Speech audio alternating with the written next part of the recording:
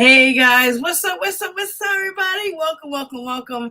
You're watching the Vero G Spotlight Radio Show with your host, Vero G. That's right. We got a great show for you guys today. We got two amazing guests we'll be having on the 8 o'clock hour. We'll be having the one and only, the lovely, amazing CEO of Empowerment Divas Network, the one, the only, Rachel Mcclellar. If I said it right, I'm not sure correctly. And also on the 9 o'clock hour, we'll be having DJ Mike Mello, forgive me. So I'm very excited to have them both on the show, and we have a great show for you guys today. Also, before we get started, this is the QR code here on below on the screen. You see it there. You definitely could support that. Any contribution to the show, I truly do appreciate that, if anything indeed. So you guys already know. All right, so we're gonna take the QR code in a few minutes down, so we could kind of put quick announcements. We're gonna do announcements. How are we gonna break it down today? Because we have a guest here a little early. So we're gonna, do announcements, and then we'll have our guests, and then we're going between breaks into the other segments we're doing the show. So we're gonna give everybody time. With all that said and done, you already know. So yes. So let's get right into announcements on the show. You know how we usually do here. And all that said and done. So let's get right on it. That's right. Yes. So quickly, announcements. Get it. Let's go. Let's get it. Here, you're watching the Vero G Spotlight Radio Show, and it is part of the announcement segment. So definitely come check out updates and much more. Yes, thank you, Bob. Appreciate you. Thank you. All right, so we get right into announcements. Let's get right summing up some of the stuff here. So also to announce on here on the show, I have the updated flyer. I will be putting it up by Sunday, which could be the end of Sunday. So I'll be putting it on the Sunday-ish show here. And with that in mind, here is the City Council for District 2, Jason Murillo, and he will be having an event on June. It was supposed to be actually June 7th, which was tomorrow, but it got postponed to June 21st. So we'll be having a celebration for him, and also a thank you to all those who voted him into the ballot. And again, it will be on June 21st. I'll have the flyer by Sunday, so you guys can see the full flyer with the information, the details, all that. There'll be a free entry, free foods. There'll be special guests on there. Also, again, besides that, side note, if you'd like to also donate, contribute to him, you can do so at this website at www.jasonmurillo4nyc.com. And also, if you want to contribute in person, I will gladly send you the information when the flyer is up this Sunday. So definitely stay tuned for that. Furthermore, with that in mind. Also, quickly on announcements, I want to thank everyone who got the chance to vote for me for the 9th LDM Music Awards nominees for the R&B section. Voting officially ends today, I think before 11:59, I believe. If you still want to vote for me, if you haven't had to, you can do so tonight before a certain time at www.ldmradio.com. Go to the vote section and you click on that. You'll see different categories. I am on the R&B section, and the song's called Scars. And I appreciate those who have been voting and who's been, supporting all said and done. So thank you so much for that as we speak. So thank you. Also, guys, quick and last but not least, also check out our website, which is WhosNextNYC.Radio. That is our independent radio station where we play all types of independent artists, from rap, hip hop, R&B, pop. I mean, the list goes on of all. We play reggae, reggaeton. I mean, come on, we play it all. So you go check that out at www.WhosNextNYCRadio.com.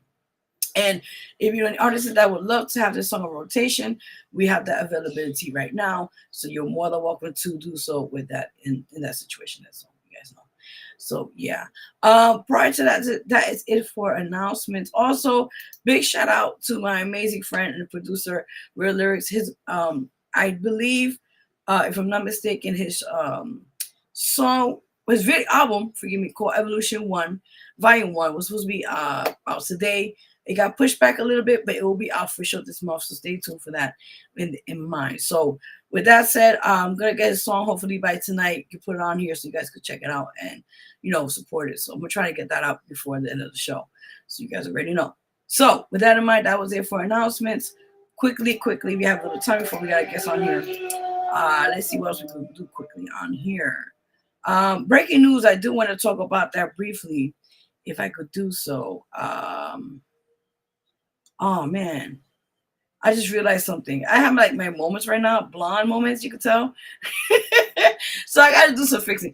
When we go and take a break, I'm gonna do a quick music break here. Before I get our first guest on here. So with that in mind, I'm gonna play some music and organize some things on here. Again, you're watching the Vero G Spotlight Radio Show here with your host, Vero G.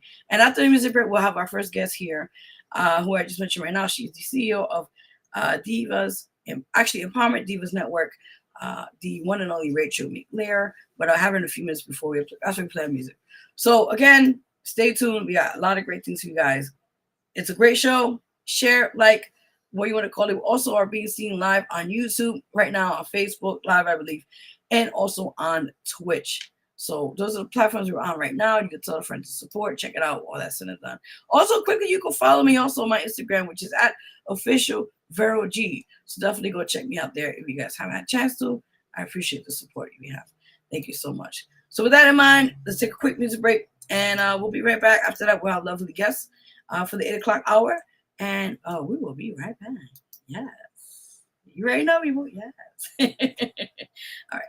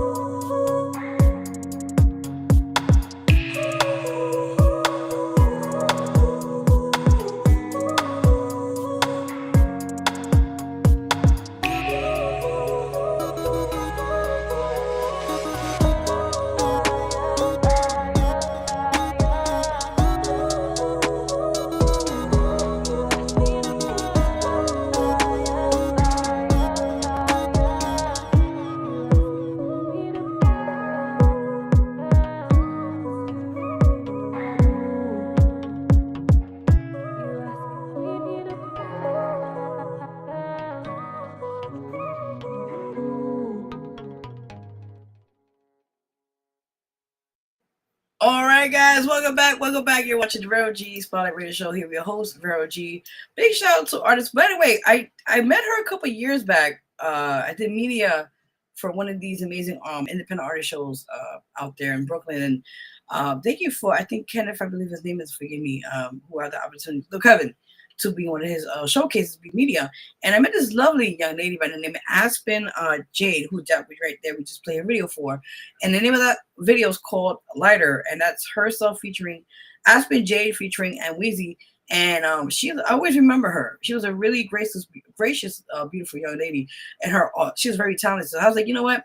I hit her up. I was like, I'm definitely playing your video. She was like, yeah. So thank you. I appreciate, just the love, genuinity as we do in the show here. So again, that was artist Aspen Jade. Aspen, Aspen Jade, Jade. So check out her music. Really, really dope stuff. You know how we do in the show. So show us support. We'll also take another break a little later on, music break, for all artists. We're going to be playing their music and all that. So you guys already know. So I am honored to have our amazing first guest in the building. That's right. Woo, woo, woo, woo. She's a beautiful young lady. She has a lot going on. We're going to talk about that in a few minutes on that. And love to have on the show and talk about what she's doing now and her amazing network as well. So furthermore, she was just here a few minutes ago. Where'd she go? I was like, is she there or is she not there? Okay. So we have her in a few minutes. But before there she is. I was like, where did she go? Where did she go? So one more time, let me reiterate this. I have the honor to meet this young lady on social media and, just connected. And I'm really honored to have her here. So she's the CEO of Empowerment Divas Network. And we're going to talk more that she's doing. She just not only have a network, she has other shows. And we got so much that she's doing right now as an entrepreneur. So let's give it up for the one, the only Rachel McClellar. If I messed up, please correct me. Okay. Welcome. How you doing? I can't hear you. You can't hear me? Okay, you hear me? Can you hear me? I can't hear nothing. Oh no. Okay, try again. Try again.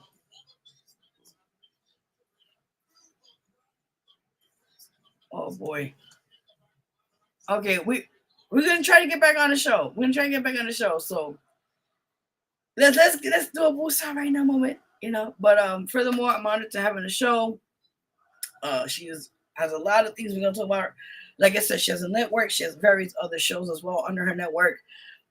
She has a lot of things we're gonna definitely talk about, and she's also a host as well. So with that, I'm just honored to have her here and to talk about her projects. With that in mind, so we're just gonna wait for her to come in a few minutes. All right, let's see. Let's try one more time. Hold on, we can hold on. Okay, hello. Hey, how you doing? Good. You hear us? Yes, finally. Yes, we got it. Thank you for coming on the show. No problem. I really enjoy being on others' radio stations and podcasts, and so really excited today. Oh, same here. I'm honored. We get right into it. Get right into it. Are you ready? Definitely. Awesome. So, briefly, I kind of told the viewers and listeners right now about yourself, but I want you to give them the full content of who you are and also your amazing brand, the Empowerment Divas Network. Okay. Yes. So I'm your girl, Michelle, with Empowerment Divas Network. We have been a podcast since 2017. And when we first started, our goal was to give a platform for women-owned businesses. We did a lot of research on Ohio and Michigan. And so that's pretty much how we started off. And as we continued on interviewing different businesses, giving them business commercials and things of that nature, we realized we couldn't leave the men out. We had to include every business. So we started, interviewing different, all different type of businesses. And then in 2019, local artists start to be more involved with Empowerment Divas Network. So we start interviewing different artists and we start having different events.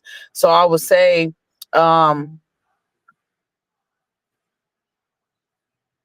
I've probably interviewed over 500 artists. I don't know how many businesses, but we definitely have, helped a lot of different organizations and artists. Oh man, listen, kudos, man. That's what I'm talking about. Yes, yes, yes. I love this. I love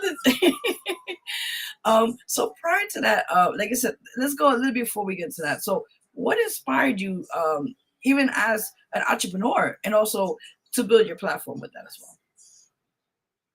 Well, I actually started out with a partnership, and they were a production company. And I just, I really, for one, I went to school for radio in high school. I was a part of a radio station at our high school.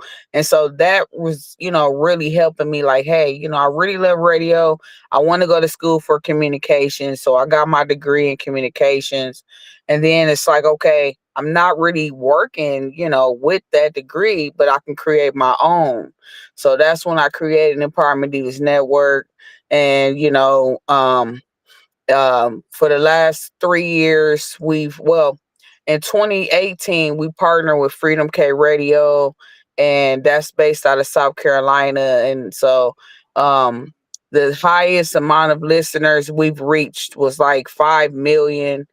And so throughout these last couple years, I've had to rebrand and start over. Then we created the Roku app for Empowerment Divas Network, and that's just really giving other podcasts a platform where they're able to host their podcast on our network. I love that. I love that. Well said. I love that.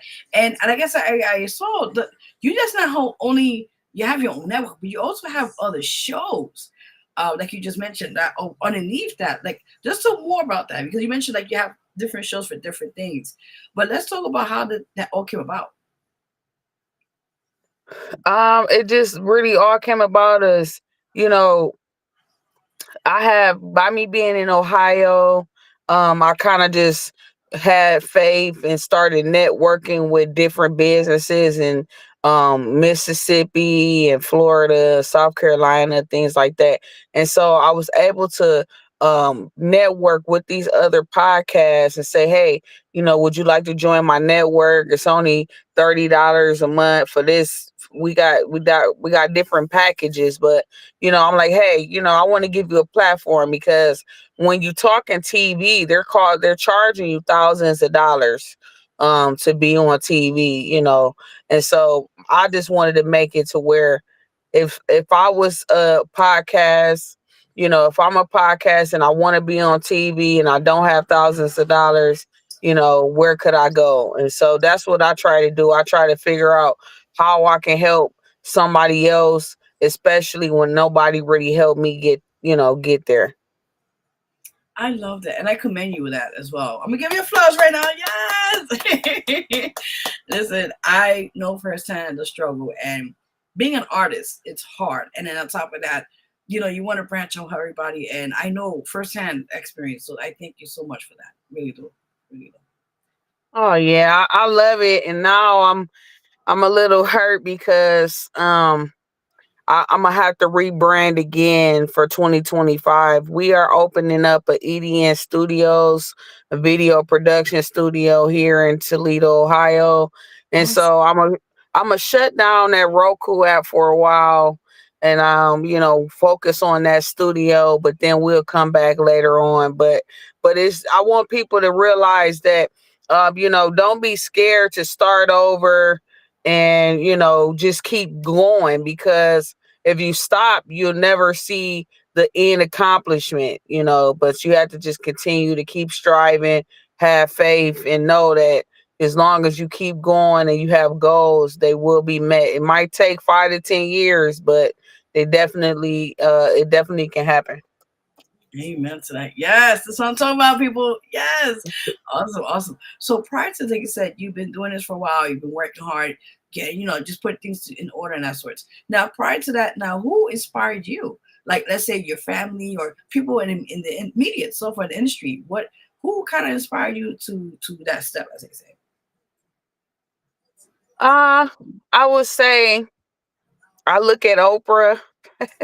I seen how Yes. Oprah started out, and um, before years before I started the podcast, I seen that episode where she gave everybody in the audience a car, and I was like, "Wow, really?" And so, watching stuff like that really motivated me, not only as a female, but as a black female, to see those different things. And I'm like, I'm always willing to take that challenge. Like, hey, I can do the same, in a sense. And so that's one of the things that motivated me. And also my children, definitely everything that you see tied to my name, they have been that backbone to make me want to go harder. I love that. This is what I'm talking about. Yes, I love it, love it, love it. Awesome. So prior to that, like I said, you have a lot of great attributes into your network. Now, what things you want, like you mentioned before, the video and audio, that's amazing. Congratulations on that, by the way. What else are you trying to expand, as they call it, into the network itself? Well, I want to have a couple hosts, whether they, have their own podcast or we do a show together. But I want to be able to get out the spotlight and kind of just, work behind the scenes in a sense. But still, I know I'm gonna have to get on that on the show because people love Empowerment Divas Network. And like I said, when I looked at the statistics, we were viewed in like New Mexico and all over the United States, and people in jail. And I was like, wow, I didn't know I made that much of an impact. And so Brazil, and it's just, so I really just want to get more people involved as far as that podcast and video scene. And also I want to expand in a couple more states. So how we building the EDN studio here in Toledo. I want to do one in Michigan, do one in Atlanta, and then do one in Florida. That is awesome. That's what it's about. I think sometimes you got to start from one thing and then branching it out eventually to other things as well. Yeah, you got to think big. If you go in and you thinking, small, that's what you're gonna get, a small result. But if you think big, but you definitely got to have goals. You got to have them written down somewhere. And it's not gonna happen overnight. I think people, kind of get discouraged and they think it's gonna happen in like 30 days, and then when they see it's not happening the way that it's supposed to, they kind of give up. But you can't do that. So true, and it's well said because a lot of times, like you mentioned, a lot of people don't know the sacrifices you have to do, the things you have to like put to hold to even put a show. Like people don't understand, you have to take time out of your family and whatever your case may be just to get things going. And a lot of people don't understand that. And it's true. Definitely. And not only do I have Empowerment Divas Network, I have two other businesses that I run. Yes, So tell them, come on. the New Me Foundation is my nonprofit. We started that in 2013. Our goal is to offer youth programs. So we started off with just dance, modeling, fitness, and grant research for high school students.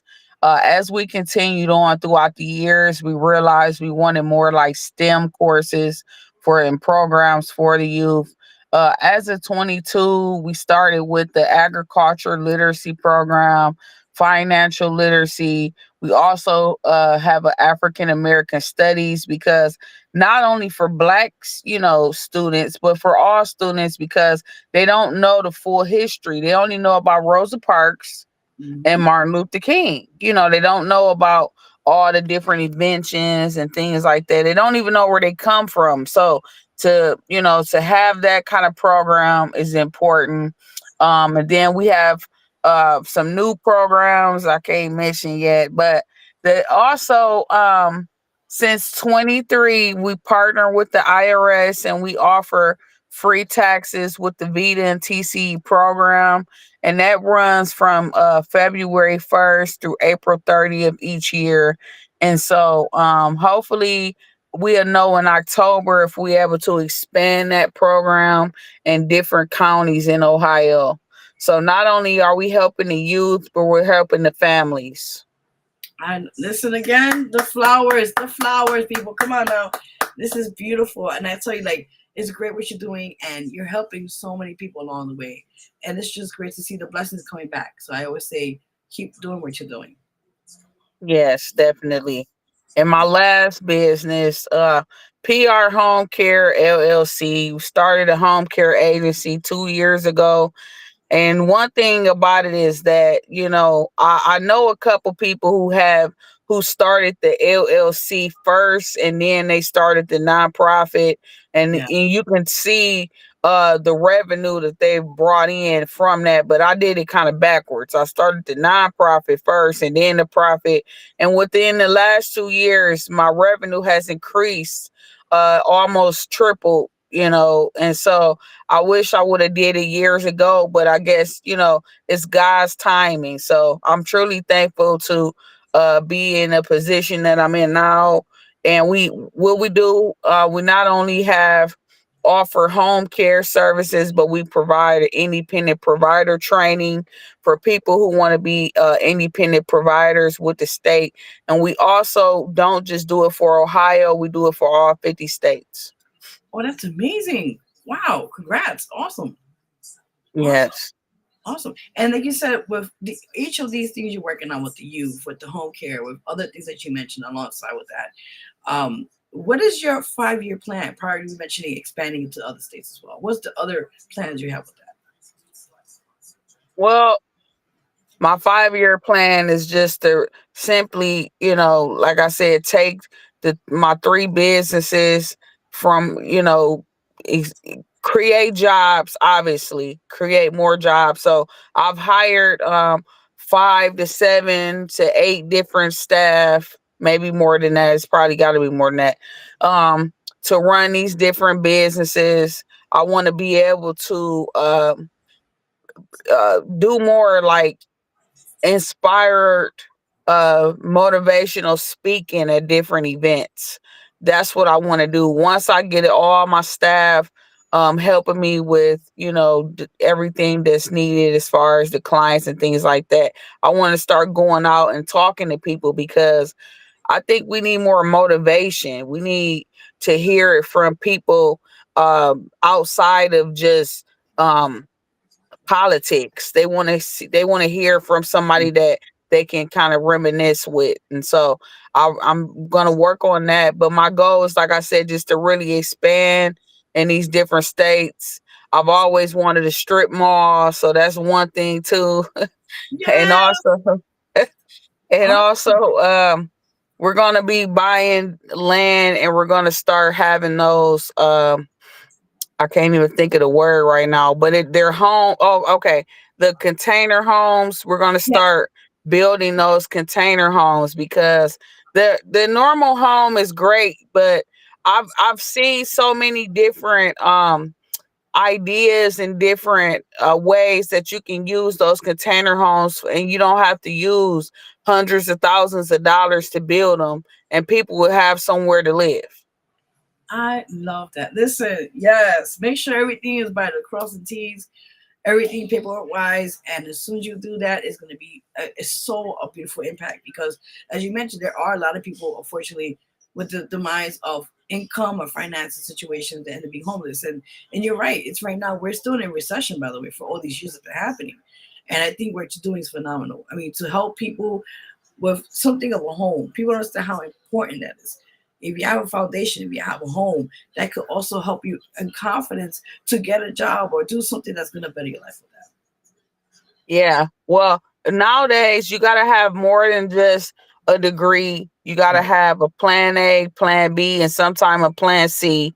And Mhm. then one motto I always go by is never be afraid to continue on with anything that you're doing because Burger King is right next door to McDonald's and Taco Bell and Arby's is right down the street. And they don't worry about who's over here in their drive through or any of that. They just pop up open because they know that, the typical customer, if they're interested in that type of food that day, they're gonna go there. And so that's how we gotta think we gotta think outside that box when we're in business and when we're moving forward with different things in our life. I love this. What I'm talking about.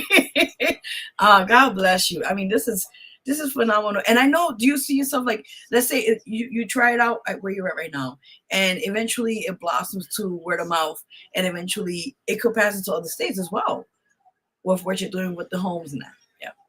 Yeah, see, and that's what I'm saying. I've worked real hard as far as like the podcast and the nonprofit kind of advertising it. I mean, we had billboards everywhere. Um, and then 2020, we had before we knew about COVID, we were preparing for a 35 city tour, and we do a Save the Music event every year. And so we were preparing for that tour. I had like 40 artists that signed up, paid. We paid for the locations. And then all of a sudden, here comes COVID. We had to cancel everything. We had to refund money. It was just a disaster. So I say that to say 2026 is going to look real nice. I'm also a member of Fleet DJs. I'm not Yes. sure if you know anything about that. And Yes. so yeah, they're having their music conference July 17th through the 21st. So I'm gonna be there in Atlanta. I can't wait. Awesome. That's what's up. That's what's up. Yeah, I know about it for a couple years, and they're usually worldwide. They by state, and they usually it's a whole communication of DJs, and they travel, they do different things, and they have events and that sort. So yeah, really really dope, and I'm honored to be a part of it. So that's awesome. Yeah.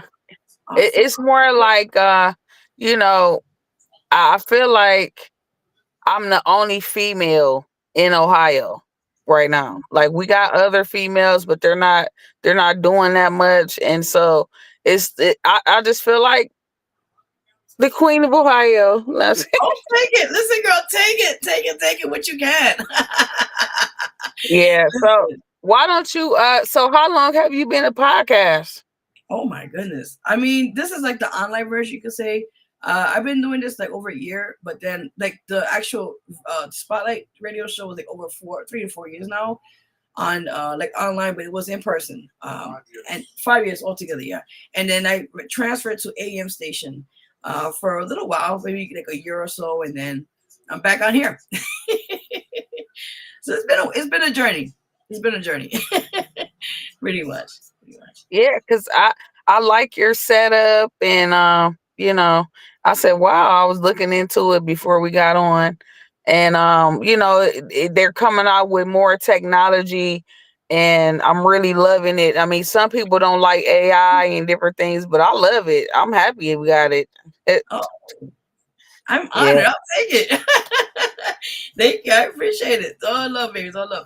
Listen, we work hard together. We work together, and it's beautiful unity, and it's beautiful what we're doing, and embracing our amazing people, and also not only that, but helping along the way. And that's really, really instrumental what we're doing, because you don't know that online who you're impacting. You don't know how to line. Like even though you put the hard work, your time, investment, and then you never know who's looking up to you. And down the line, they could reach out like, "Hey, look, you're doing amazing because of you. I'm gonna do this." So you never know. Yeah. Definitely. I had an artist call me at 6 o'clock in the morning one day.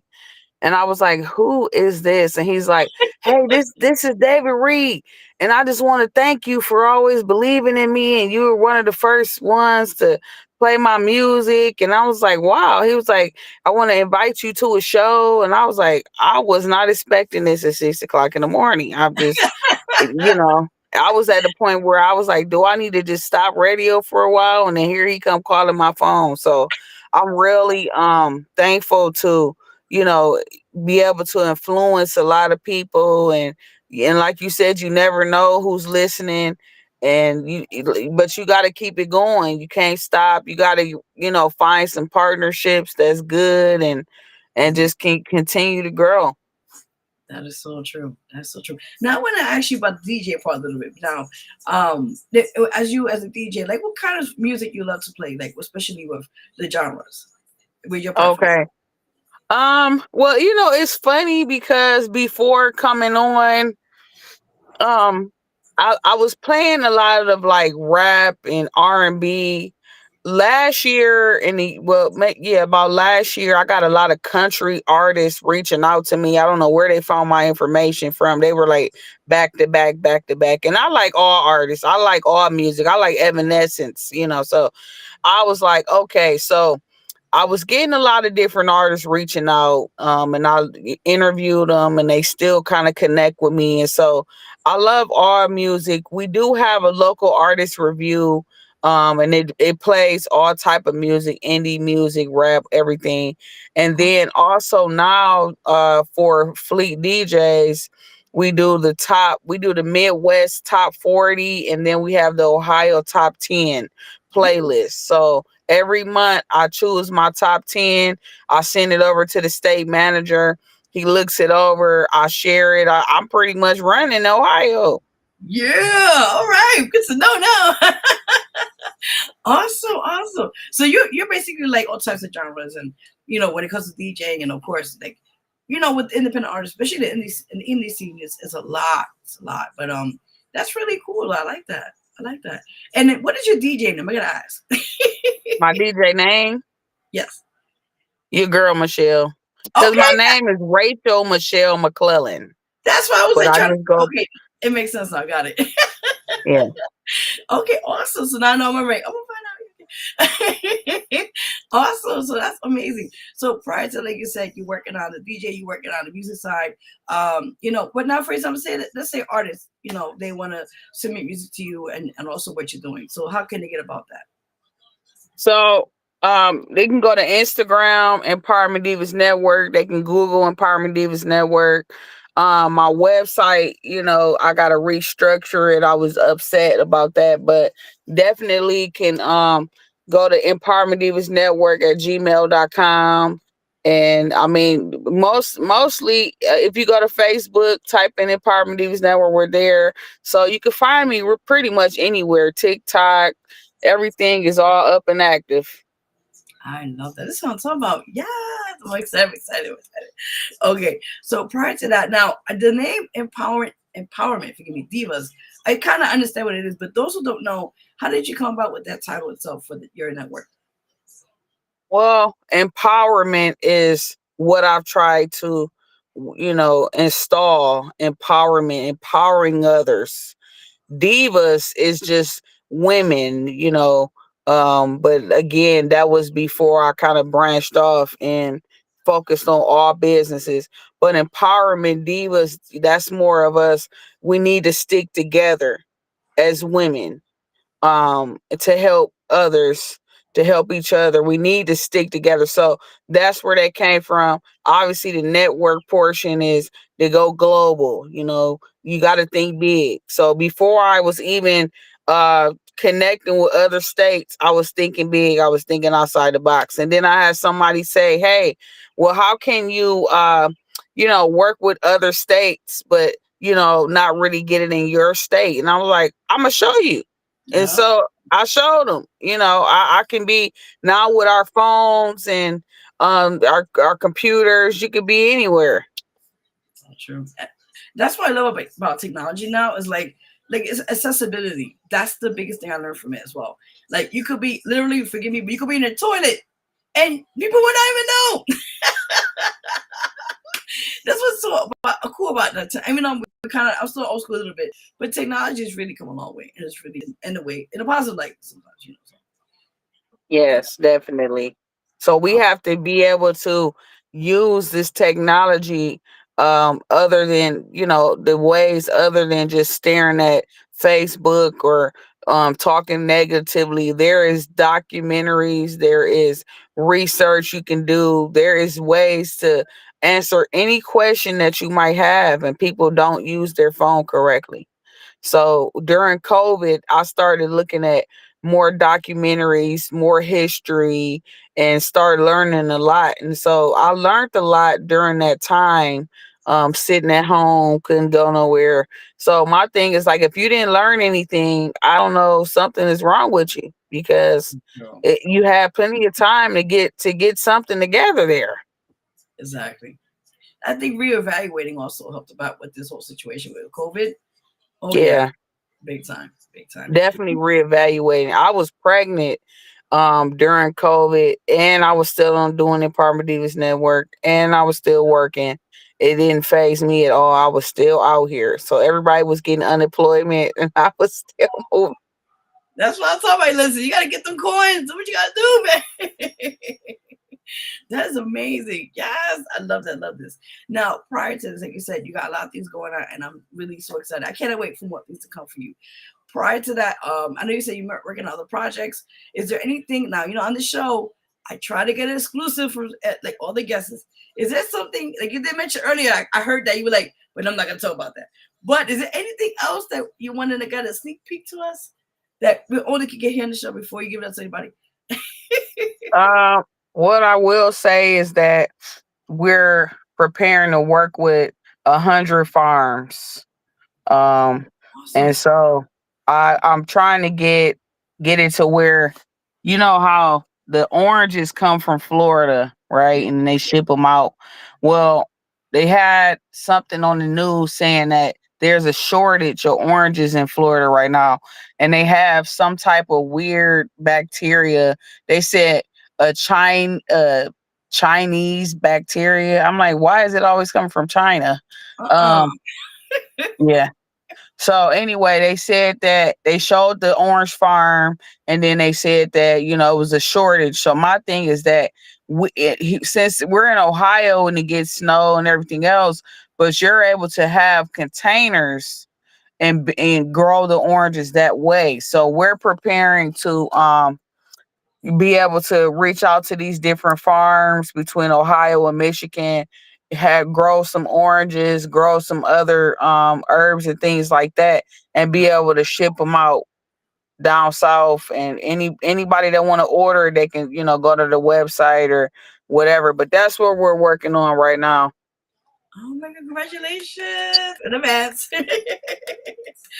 Oh, that's you welcome. You welcome.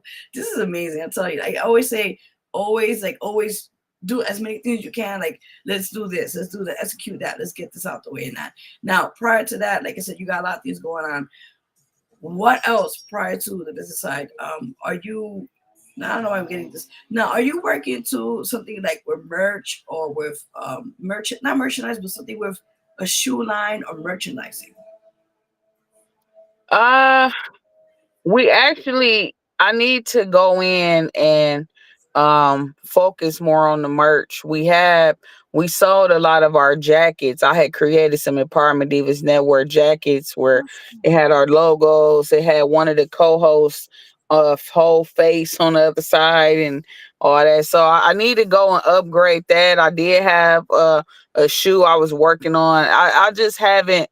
I've been trying to focus so much on my clients and making sure that we follow these Medicare and Medicaid guidelines that I didn't have time for it. And still debating if I should go to school to be a RN or get my master's in nursing. Oh boy. So I'm still kind of trying to work out the kinks, but definitely gonna have some merch soon. Oh my God. Listen, I just get the message. I give and I receive, as they say. So that's why it's weird when I said, like, wait a minute. And I was, okay. I'll just give you that confirmation. Like, if you have time, try to squeeze that in there. If you can. Definitely. You already know. You already know. Now, prior to that, like, I commend you because the home care, healthcare, all that, it's really hard. And I was on health aid years ago. So I know firsthand how hard it is to when you get a clientele, you got to work hard. You can make sure they're okay, tend to them, and all that said and done. Now, with the home care, what are you trying to expand with that? Are you down the line doing like, because they have traveling nurses, that's been for years. But when you're mentioning about the RN thing, I know it's really hard because you got to do the, schooling, you got to do the tests, the exams, be certified. Now, with that, are you looking to traveling if you eventually get a certificate, all that said and done? Well, actually, I'm just gonna have 1 to 2 agencies. So like PR Home Care is in Ohio, but we also have the PR Home Care of Michigan. Mm. And so I want to focus on more delivery, medical delivery. and still run the agencies. I don't want to go too far in having like too many agencies, but I do have it where we focus on with the youth with autism. So that's a whole nother thing that I love, because my first love is the youth and my second love is the seniors. So once I got right now in Ohio, well, throughout the last year I've serviced over like 12 seniors. And so Michigan, we've serviced like two or three. But my goal is to get more kids who are either DODD or with autism. Oh man, again, you are an angel. I swear. I mean, I commend you again for that, because dealing with and I forgive me, children, me reframe that, children who have situations that, let's say special needs, they always get overlooked. And I know certain people in my family who want through that, and it's hard. And I am just so proud of what you're doing, because people don't really get that recognition or get that treatment of like you're doing something that people usually don't really want to do. Advocate for children who especially depending what it is, and it's really dear to my heart. So I thank you for doing that and embracing these amazing children with special gifts to be acknowledged, because sometimes you know how our system is, it's already broken as they call it, and at the same time children with that circumstance or that critique situation, they're like pushed aside. Let's keep it what it is, and it's unfortunate, and we need more people like yourself to be of an advocate, as they call it. Definitely. We need more. Just like we talked about the shortage of oranges, there's a shortage of nurses right now. It seems like people don't want to go and work for themselves. They want to keep working at a nursing home.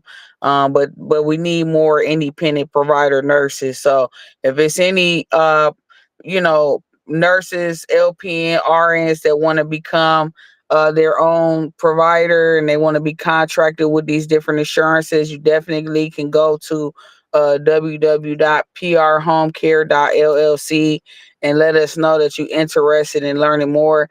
We provide online classes, like I said, because we service all 50 states. And that's just where I am with it. I started out just offering the class to anybody who wanted to become an independent provider, but now I'm focusing more on the nurses.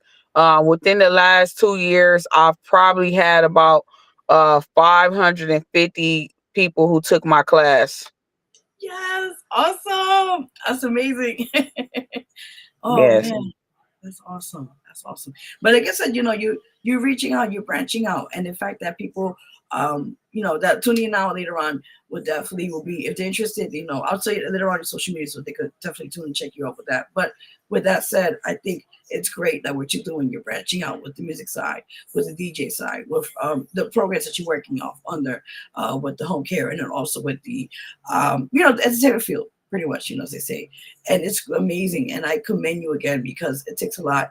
And what you're doing, sometimes we tend to do so much and don't have the time to really sit back and evaluate everything. But what you're doing is just setting so many great, beautiful ways to open doors for people that down the line, they're going to just give you your flowers, as they say. yes, definitely. And I do appreciate having the supporters and my staff. I would be nothing without my staff. I'm gonna tell you that right now. And however, my mom is on payroll too. Just want Okay, listen. I respect it. I respect it. So I would be nothing without my, people. I think that big corporations, they forget, it takes the little people to move. And so I would never be one of those types to forget that, because I was once one of those little people. I love that. I love that. Now, let me ask you something, because you have a lot of expertise in this. If, let's say, there's somebody out there that's just starting out an entrepreneur, depending what they want to do in their expertise, what great advice would you tell them? Uh, Definitely use all of your resources, whether it's online, whether it's local. Depending on the city you're in, they have different entrepreneur courses and classes you're able to go in person. The city offers a lot of things, grants. MOUs, contracts. They have a lot of these things. So I would definitely do my homework, like depending on what industry you want to work in. And then also definitely you need to trademark. If nothing else, if you don't do nothing else first, trademark. I don't even want to go too far in that right now because you're gonna be like, really? What? Mm-hmm. But that's number one, following the business, trademark, making sure that you have a couple people on your side, that you're not doing this alone, because to go 10 years alone, that's a lot. That's too much time. So if you start off with a partnership, maybe with another business or somebody else, that's also awesome to do. Also, I would say, make sure that you're not giving too much away, that you're getting the revenue you need to survive. And then if you're not where you want to be, level up. So if that means you still got to go to work 9 to 5 and work on your business, then that's what you got to do until you're able to say, okay, I don't have to work at this job anymore. I'm able to just solely focus on my business. I love that. Well said. This is what I'm talking about, people. We are trying to get you guys the tools, the things you guys need also to branch out on your own thing as well. But this is well put together, and I appreciate this so much because it's going to help a lot of people. I'm telling you right now with that. And it's true. It's that always do. I cannot stress enough. Do your homework, and look into things that are going to be beneficial in that sense with them. So, yeah, definitely. Definitely. Yeah, yeah.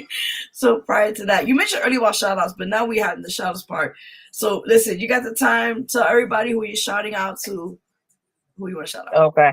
I want to shout out Ohio Fleet DJs.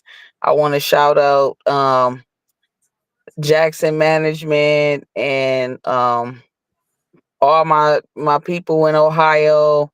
I just want to shout everybody out, like everybody I know who watching on Instagram.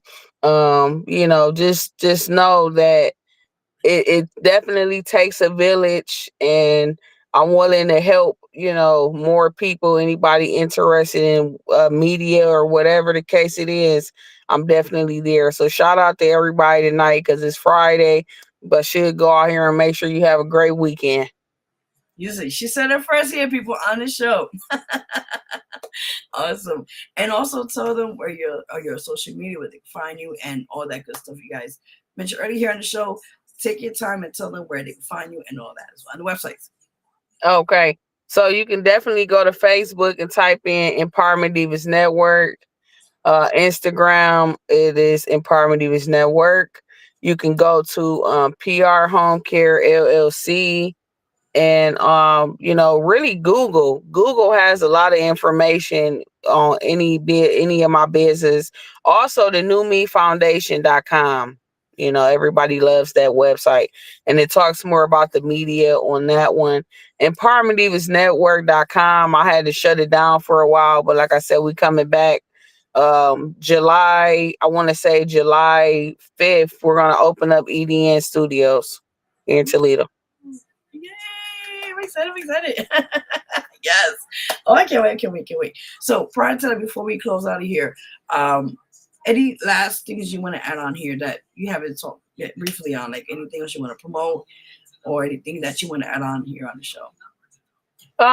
Well, we're doing the Save the Music event September 6th here in Toledo, and we're also doing 2 talent searches for all ages. So I was just gonna do it for the youth, but I thought about it.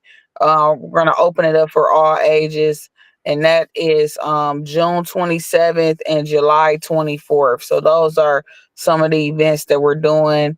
And that's pretty much it. I just, happy that we can connect. Maybe we can definitely connect on a further note from here. Yeah. And just continue on blossoming. I love the sound of that. Definitely, definitely. I truly want to thank you so much for your time and coming on here and giving us your amazing, the amazing things you're doing. I want to thank you so much for that. And Listen, people, please support her. She's an amazing, phenomenal woman. She's the CEO of the Empowerment Divas Network. Rachel, did I say it correctly? McNair? McClellar. McClellar. I was like, wait a minute. That's why I wanted you to correct me. Okay, McClellar. That's why I was like, wait a minute.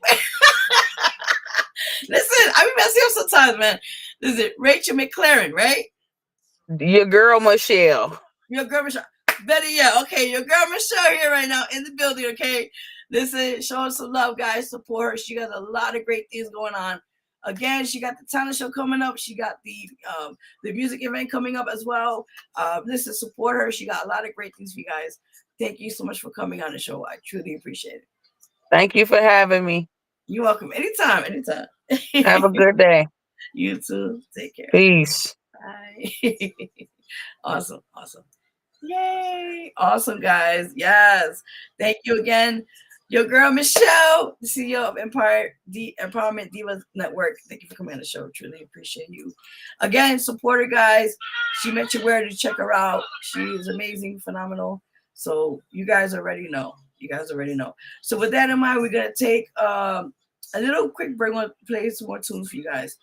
And then also at the same time, I'm going to get back to another segment until we get our next guest on here at the 9 o'clock hour.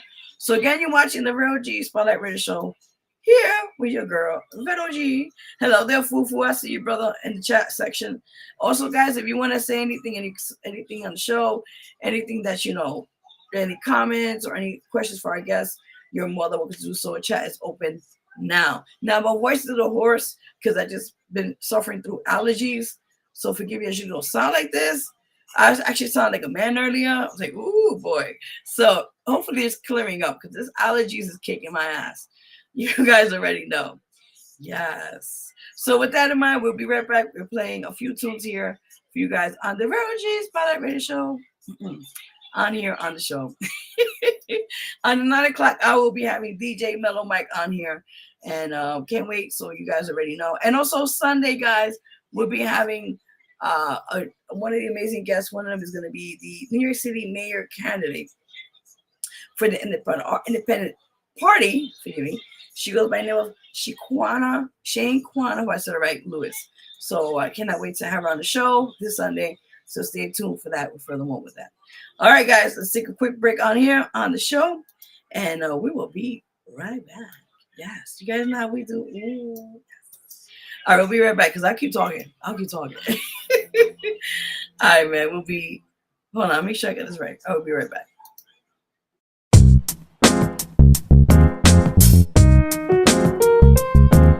We got it. We never go give it up. We got it. We never go give it up. We got it going on. We never go give it up. We got it going on. We never go give it up. We got it. We never go give it up. We got it. We never go give it up. We got it going We on. never go give it up. We got it going on. We never go give it up. We got it. We never go give it up. We What? got it. We never go give it up. We What? got it going We on. never go give it up. We got it going on. We never go give it up. What? We got it. We never go give it up. We got it. We never go give it up. What? We got it going on. We never go give it up. We got it going on. We never go give it up. What? I'm gonna stick with the rivers and the lakes that I'm used to. While you chasing waterfalls on Friday like Ice Cube. Give a boy a beating what he do to be on top. Got a book full of rhymes and it just don't stop. Gotta be up in the studio as much as you can. You got rhymes, but can you make the party people dance? Can you fill up a stadium? Make the crowd go wild to be on top. God bless the child. We got it, and we gon' be here for a few till I'm chillin' in the mansion with the whole damn crew. We Ooh. got it. We never go give it up. We got it. We never go give it up. We got it going on. We never go give it up. We got it going We on. never go give it up. We got it. We never go give it up. We got it. We never go give it up. We got it going We on. never go give it up. We got it going We on. never go give it up. We got it. We never go give it up. We What? got it. We never go give it up. What? We got it going on. We never go give it up. We got it going on. We never go give it up. What? We got it. We never go give it up. We got it. We never go give it up. What? We got it going on. We never go give it up. We got it going on. We never go give it up. What? Here comes the noise. Listen up, we in the house and we have no choice. We got it going on with the bass and the sound. Just a look at us now, we all up in your town. The party's getting started, the gas is full of alcohol. You gotta give it up, all my posse's on a roll. You know we on this dope trap, OGs from way back. Listen to your records, you sound like you on crack. We got that funk in your trunk while we cruising down the street. Homies and the girlies can't get enough. We got it. We never go give it up. We got it. We never go give it up. We got it going on. We never go give it up. We got it going on. We never go give it up. We got it. We never go give it up. We got it. We never go give it up. We got it going on. We never go give it up. We got it going on. We never go give it up. We got it. We never go give it up. We What? got it. We never go give it up. What? We got it going on. We never go give it up. We got it going on. We never go give it up. What? We got it. We never go give it up. We got it. We never go give it up. What? We got it going We on. never go give it up. We got it going on. We never go give it up. What?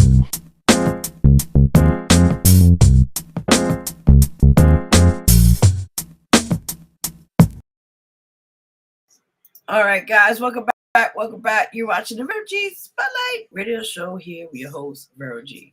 So, two songs we played today on the, well, we played them back in a little while. So, first we played with Aspen Jade and Winsy called Lighter. That was the music video. And then we just played We Got It featuring, well, actually, We Got It, a song by OMF Posse and Finster, I believe. Right? So, yeah. So, we're back on the show, guys. We're waiting for our guests to a 9 o'clock hour. So while we do that, we're going to do between segments on here. You know how we usually do. So with that said, let's get into the other segment we usually do here. And that is breaking news. You know how we do in the show here, people. Breaking news. Breaking news, everybody.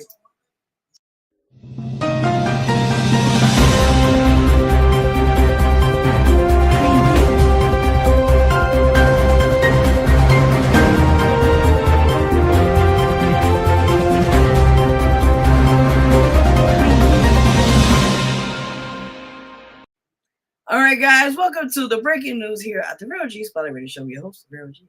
So let's get right into the scoop, as they call it, right? Ooh. All right, so first one on the interesting format here on the show. You see there's a picture here of a young lady. The story is just disturbing as it is. So apparently, police are looking for this lady in search of a nanny who was assigned through ACS to watch over children and was on the surveillance. On the cameras, you see there, that's her with the belt. And apparently, she is, what we see here on the information, that apparently she has beat over 3 children, under her care. Now, let me give you some extra notes on here, because we got some notes on here as we speak. So I can give you more information on that. And also tonight, we'll be talking about the Puff Daddy case. We got receipts and notes of what's been going on since last week. So I'm going to fill you in a bit as well that in the show. So stay tuned. That's my deep man voice right there. All right, guys. So with that said, let me give you the 411 on this interesting situation. So it states here, the NYPD's Bronx Child Abuse Squad is actively searching for a nanny accused of violently assaulting three children in her care. That happened in the Bronx, by the way. Yeah, that's disturbing. I can't even go on with the situation with this. So let me see if I can give you some more tea on this right now as we speak, guys. Hold on. Because I know there's a whole lot going on here. Let me see if I have that. Oh, I guess it's here. Okay. We're gonna break this down a little bit. So give us 1 minute. Give us 1 minute. We can do this real quick. Because the Puff Daddy case is too long, so we're gonna do that towards the end of the show. So we could talk more about that as well. But briefly on the breaking news about this unfortunate situation about the nanny who is an unfortunate situation at hand. Who is right now? She's actually not missing, but she's actually in the works of out there. She's out there as we speak, and then that's it done. So I'm trying to get my notes right now with this quickly on here so you guys can see that. I don't know where I went. Maybe it disappeared. Okay, that's fine. Don't worry about it. So like I said again, right now as we speak, the cops are looking for her. Apparently, she was assigned by ACS, by the way, to watch over these children. And unfortunately, the surveillance you see there, the picture of the young lady there, it's unfortunate. She has been accused of beating women. Well, I'm tired. Beating 3 children. And right now, she's as we speak, she's wanted. So if you have any notification, anywhere to find them at, I believe there's a number you can contact under, and I believe it's 1-800. I mean, to make sure I get a correct number because I don't want to get the wrong one for you. It's 1-800 crime. Wait, hold on. I think it's crime, right? Crime stop. Okay, it's 1-800 Crime Stoppers. You can contact them if you know any information of this lady. Here in the picture on the screen. Again, this lady is right now in search from NYPD for child abuse squad. Forgive me for the unfortunate situation she has done with these kids as we speak. Let's talk one more for breaking news because we have a guest here waiting. So let me do a real quick one here. This is unfortunate. This gentleman. This man, I don't know how he's getting away with murder. I go on with that. So if you guys know, this gentleman over a year ago had killed the CEO of the United Healthcare, the insurance company, as they call it. He was the CEO at the time by the name of Brian Thompson. So apparently there was a message in his book bag, which I'm about to send that to you in a few minutes. I'm going to show it to you in a few minutes. And it's very disgusting because how this man took a life, no matter how you see it. And he just walked away acting like he's innocent. And by the grace of God, he's been taken, and going with this, right? So you know what that means. All right. So apparently, in the note by Luigi Mangoni, hope I said his name correctly, he stated that the CEO had it coming. That's what it reveals on the note I told you, but that was in the book bag. So let me just quickly add this because I guess it's waiting here, and then after this, we'll take a break with the breaking news, and we'll have our guests, and we'll go back to breaking news a bit. So again, Luigi Mangone laid out a chilling blueprint that reveals why he felt it was necessary to allegedly gun down United Healthcare CEO Brian Thompson in December of 2024. And his reasoning is scrawled out in a red spiral notebook. New court documents reveal. According to this manifesto, revealed in a new court filing from Manhattan District Attorney Alvin Bragg and obtained by the New York Post, 27-year-old Magone's disgust with the insurance industry, which he wrote extracts human life force for money, was the thriving force behind his desire to make a political point while harming as few as possible. Many people few as possible. He penned, "So you say you want to rebel against deadly greed fuel health insurance cartel. Do you bomb the HQ? No, bombs equal terrorism. Instead, he reasoned the best move was to whack sick the CEO at his annual parasitic bean counter convention because it's targeted and precise and doesn't risk innocence." The so-called model prisoner jolted down his thoughts on October 22nd, just 6 weeks before he allegedly offended Thompson outside a Manhattan hotel. He was arrested 5 days later, and the handwritten playbook was discovered in his backpack. Even more disturbing, despite Magoni wanting to avoid hurting innocents, he allegedly hatched plans for a mass casualty event in his home state of Maryland. He reasoned it would have been an unjustified catastrophe that would have been perceived mostly as sick, but most importantly, helpful. Now, it's not clear exactly what his plans was, but he was reportedly glad he procrastinated because it allowed him to focus on learning more about United Healthcare and it make his point and some morality still in place. Exposing more of his driving points, Magoni reportedly wrote killing Thompson at an annual investors conference. The late CEO was at the New York Hilton Midtown Hotel for the United Health Group's annual investor meeting, conveys a greedy bastard that it had coming and therefore would be more well received by the public. He also allegedly revealed an idea of United Healthcare taking a hit financially due to the ordeal. Even more, Magoni was found with a note directed to the federal government when he was arrested, which was included in the finding by prosecutors. In his alleged candid letter, he claimed that he was not working with anyone else and that he engineered the entire plot on his own. While he apologized for any strife on trauma, He said it had to be done, adding, frankly, these parasites simply had it coming. Magoni is apparently being held at the Metropolitan Detention Center in Brooklyn, New York. His next court day appearance will be on June 26th, with a federal trial expected sometime in 2026. He is charged with first-degree murder and pleaded not guilty. Listen, people, I cannot say no more about this stress. I'm going to do one more for breaking news before we got to get this. We got this. Forgive me if I sound a little harsh, but back to this gentleman here. Unfortunately, I don't know why I cannot stress this enough. Even though he may have a point about these insurance companies and whatever you call it, what their policies are, but it's not right to take a life. And I feel that's uncalled for. Let God deal with it. And unfortunately, the insurance companies have got to make their money. They do what they got to do. But for the most part, right now, he's doing the time until he gets trial. As you mentioned, as you heard it here first on the show, he'll be officially in trial by next year, 2026. So with that in mind, it's unfortunate how the man who he killed, their kids are no longer seeing a father, and his wife is no longer with her husband. So it's unfortunate with his demise, and I really hope and pray that justice do get served. Unfortunately, he didn't have to kill this man to prove a point. He could have protested. He could have done things correctly. And unfortunately, because of his actions or his whatever case may be, a life is fucking taken.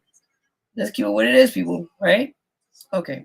So the last one real quickly on here on this story is really to my heart because I couldn't believe how somebody could be so sick and so disheartening. So apparently the guy on the other side, as you see at the bottom there in the screen, also on the side, is the father of these beautiful young 3 kids who unfortunately he had killed. So let me get straight to this story quickly. So it states here, neighbors revealed heartbreaking text that mom of girls allegedly killed by homeless father sent after she found out they were dead. The mother of these 3 kids who were allegedly killed by their homeless father was desperately awaiting for their return, and when they sent a shocked, heart-wrenching text when she found out they were dead, says her neighbor who received the text. Bing Yang, hope I said it correctly, said the grieving mother, Whitney Decker, shared with him that the girls have not returned after a visit with their father, Travis Decker. Maybe Travis stranded in the mountains, Eugene offered. There's a chance, she wrote back, there are helicopters going around. When Eugene followed up with the next day, she shared the horrible news that her 3 daughters, Peyton 9, Evelyn 9, 8, and Olivia 5 were all dead. They found their bodies, she answered. They can't find Travis. Eugene, started by the news, began crying and asking what happened. The heartbreaking mother could provide few answers, prompting the neighbor to share everything he remembered from his last conversation with Travis Decker on the day the girls went missing. He looked very sad and kept asking how I've been many times over and over. And he told her about the brief exchange when Decker came to pick up the girls. Eugene described Decker's constant repetition of the question as strange, with the new, now fugitive dad acting like he wasn't remembering what he already asked. Eugene threw the question back at him, with Decker allegedly claiming he was working in the construction jobs out of state. Decker left with the girls around 5 p.m. and Whitney growing worried and messaging Eugene to guard the parking spot outside her house as she waited anxiously for her children to return. She said, can you ask them to move the car in case Travis comes? Asked Eugene. Eugene's the neighbor, by the way, just throw it in there. They said that I would tell them to never park in front of your house, he assured her. Not never, she responded, just not until the girls come home, please. Eugene said that he was devastated by the fate that befell his neighbors, adding that Evelyn once gave him a friendship bracelet as a thanks for helping mow their lawn. I just don't know how he could kill those beautiful kids, he told them, the Mail. That's the Daily Mail, by the way. The 3 girls were found with plastic bags over. Oh my God. I don't want to cry. They were killed, found with plastic bags over their heads and their wrists tied and their bodies located in an embankment at Rock Island Campground about 18 miles, west of the town of Leavenworth, Washington. Police are on the hunt for Decker and a Washington National Guard member who can likely survive for months off-grid in the wilderness. A $20,000 reward has been offered for information of Decker's arrest. I don't know, people. Sometimes covering this news really breaks my heart because it's like I'm a parent myself and I just can't see this happening. It's just unfortunate with this whole predicament that.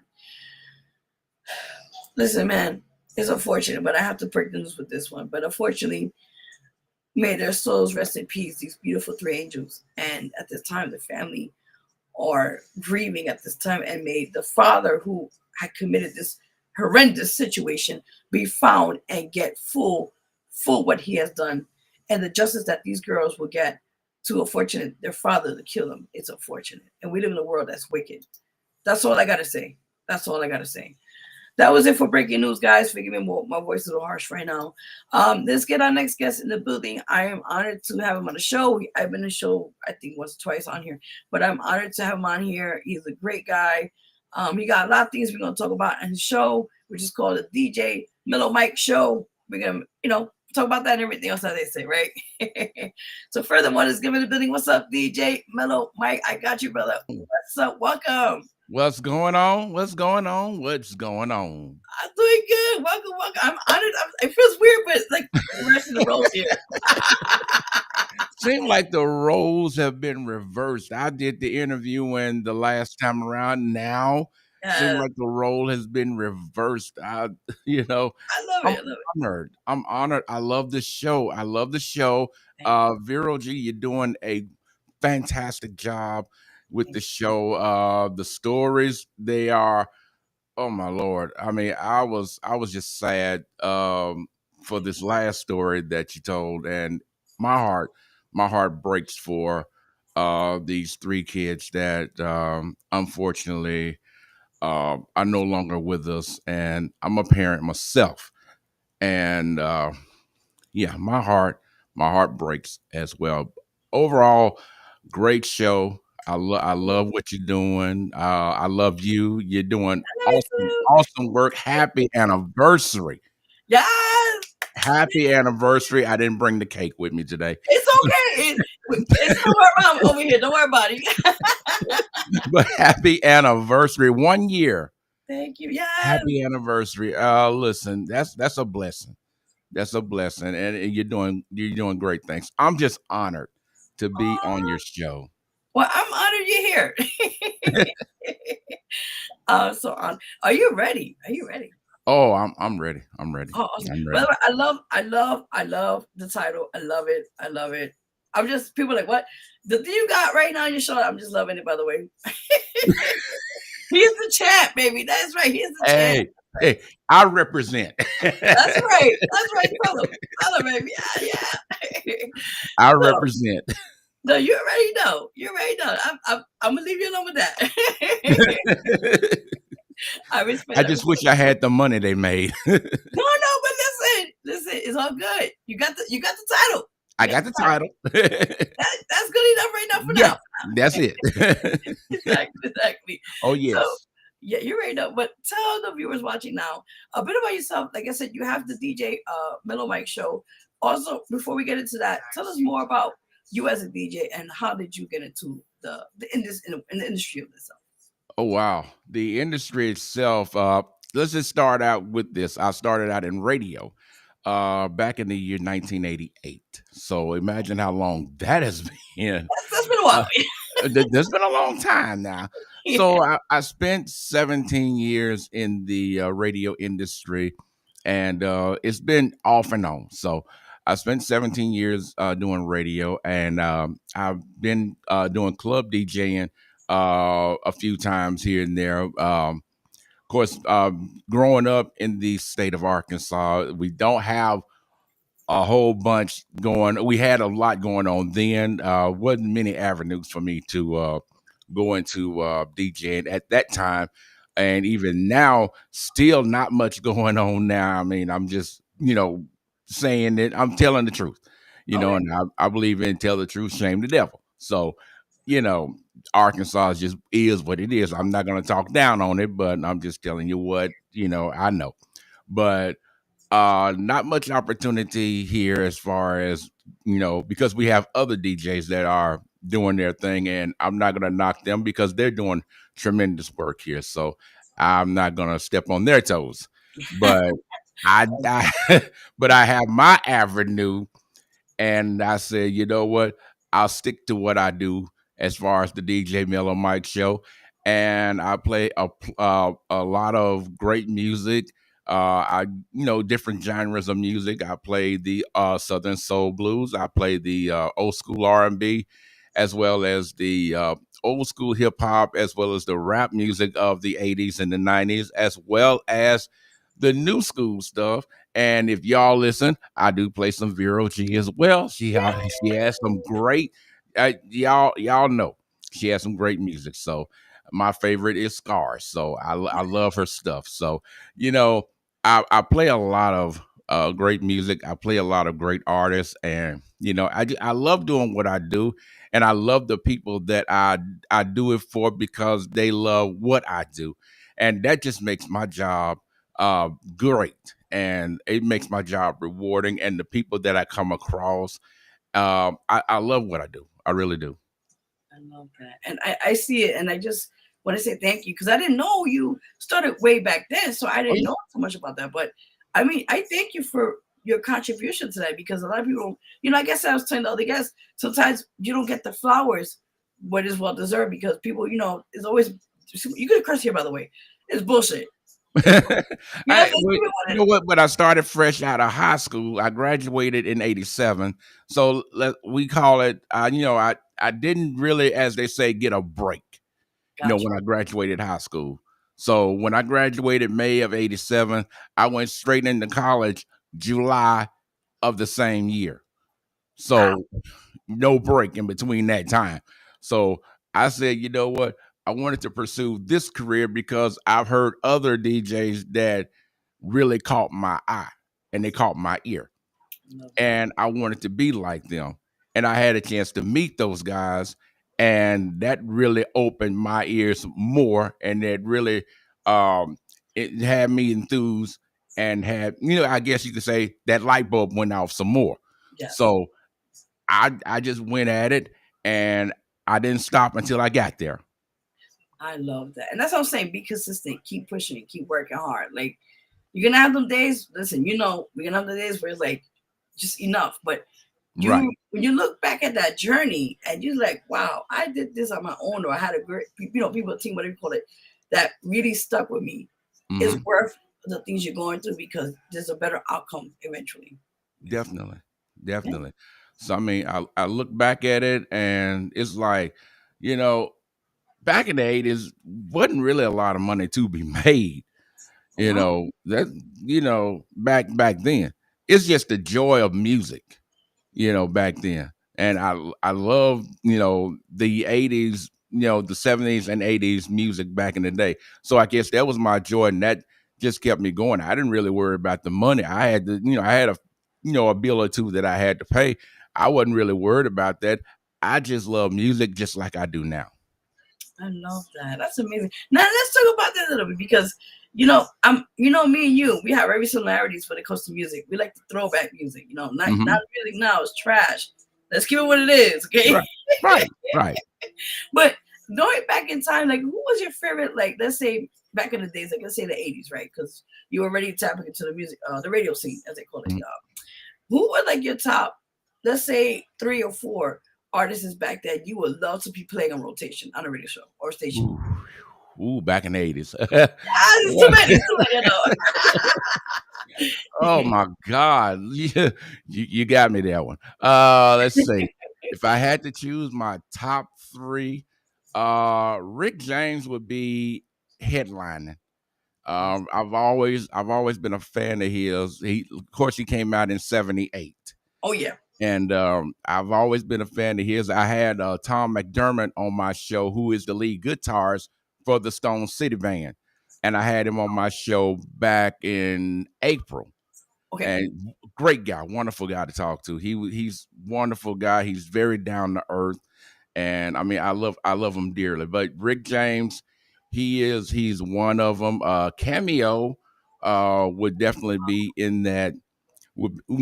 I would definitely talk about them as well. And if I had to choose, probably my third artist that I would play back in the '80s, back in the early '80s, I would say, oh my God, it's so many that really caught me. I'll probably have to go with Parliament. Ooh. Cause I'm a sucker for funk. A I sucker for funk. love I that. really am. And then I got to throw. I mean, I know you said 3. I got to throw the bar Okay. case in there too. Okay. Listen, I'm loving this. I'm loving this. Okay. So does it make some other things like different types of songs, genres? Yeah. Ooh, songs now. Okay. You're like, wait a minute. Let's start with freaky behavior. Ooh, Barcades, super freak. yes, that's Yeah, my shit right yeah. there. Oh yeah. I'm telling you. Let's see. You're talking Atomic Dog from way back 83, 82, 83. Those type of songs. I mean, if you're talking about getting some booty on the dance floor and getting some people Ooh. out there, yeah, I'm not gonna say it. Look, I'm trying to be nice about the language now. No, listen, you could be as dirty as you want in the show. It's fine. You're good, man. Good. But listen, I mean, if you're talking about, really setting the dance floor on fire, those type of songs are really the type of songs that really get people on the floor. Like Cameo, they have a song that I like. Just Be Yourself, Freaky Dancing, Morris Day and the Time, of course. Who Ooh, can't who can't forget about them? I don't want to forget Prince. yes, hands Those, down. yeah, I can't forget about. See, they have those songs that will get people on the floor. So, you just can't forget about "Sexy Dancer" by Prince, and I mean, just a lot of songs back in the '80s that, I mean, that really, that really get people hype and get people on the floor. I mean, I love them. I love those '80s songs. Oh my gosh, same here. Like, for example, the other day, no lie to you, I was playing The Glamorous Life. With Sheila. Sheila E. Oh yeah, I was like in the moment. I was playing Vanity and but the list goes Oh on. yeah, oh yeah. It's I something miss about. Vanity. I love Vanity. Oh yeah, and she was hot back then. Oh yeah, Oh yeah. sexy. What? When they did, what's that song they did? 3 of them. It wasn't Nasty Girl. It was another one. It Nasty was Girl. Nasty Girl. Oh yeah. When they Oh had the yeah. lingerie and everything, I was like, yes, work it. Oh, but yeah, but they worked that thing now. Yes. But then after Vanity left, came Apollonia though. You noticed So that? I You noticed know that? I did, It was some and that bullshit. I mean, hey, to each his own. I I don't, know. but we don't know what happened. You Yeah, there's a know, lot of breaking up stuff going on about the groups uh, back uh, then. Prince took that to the grave now, so we don't know what happened. So Mm. it is what it is. But she became Apollonia came and became a sex shooter. So hey, it's Hey, that all was good. an interesting song too, It was an interesting song now, yes. Yes, and actually, I want to add to that. I watched she did a thing a while back on YouTube. I was watching a story, and she was saying that when she was back in the day, Vanity, and then she would change it to her own solo career. She was talking about she changed to church or to God because back then, cocaine was really like the thing back in the 80s and that sorts. So that really was messing her up. Mhm. I guess in different ways, and she realized that was not the lifestyle she wanted. And eventually, I think in like the late 1990s or 2000, I'm not for sure what year, she eventually turned into Christ and she changed her ways. Yeah. Yeah. Mhm. So it was interesting watching her story. And I was like, wow, I mean, we didn't know the real backstory back then. So that's amazing. Yeah. Yeah, I mean, from what I heard, yeah, she changed her life and got herself together, and she started. From what I heard, she started preaching the word of God, and she pretty much, turned her life around, and it's a good thing, So hey, hats off to her. Of course, again, rest in power. She's sorely missed. Amen. Amen. Definitely. Definitely. But Yes, not, I'm sorry. Go ahead.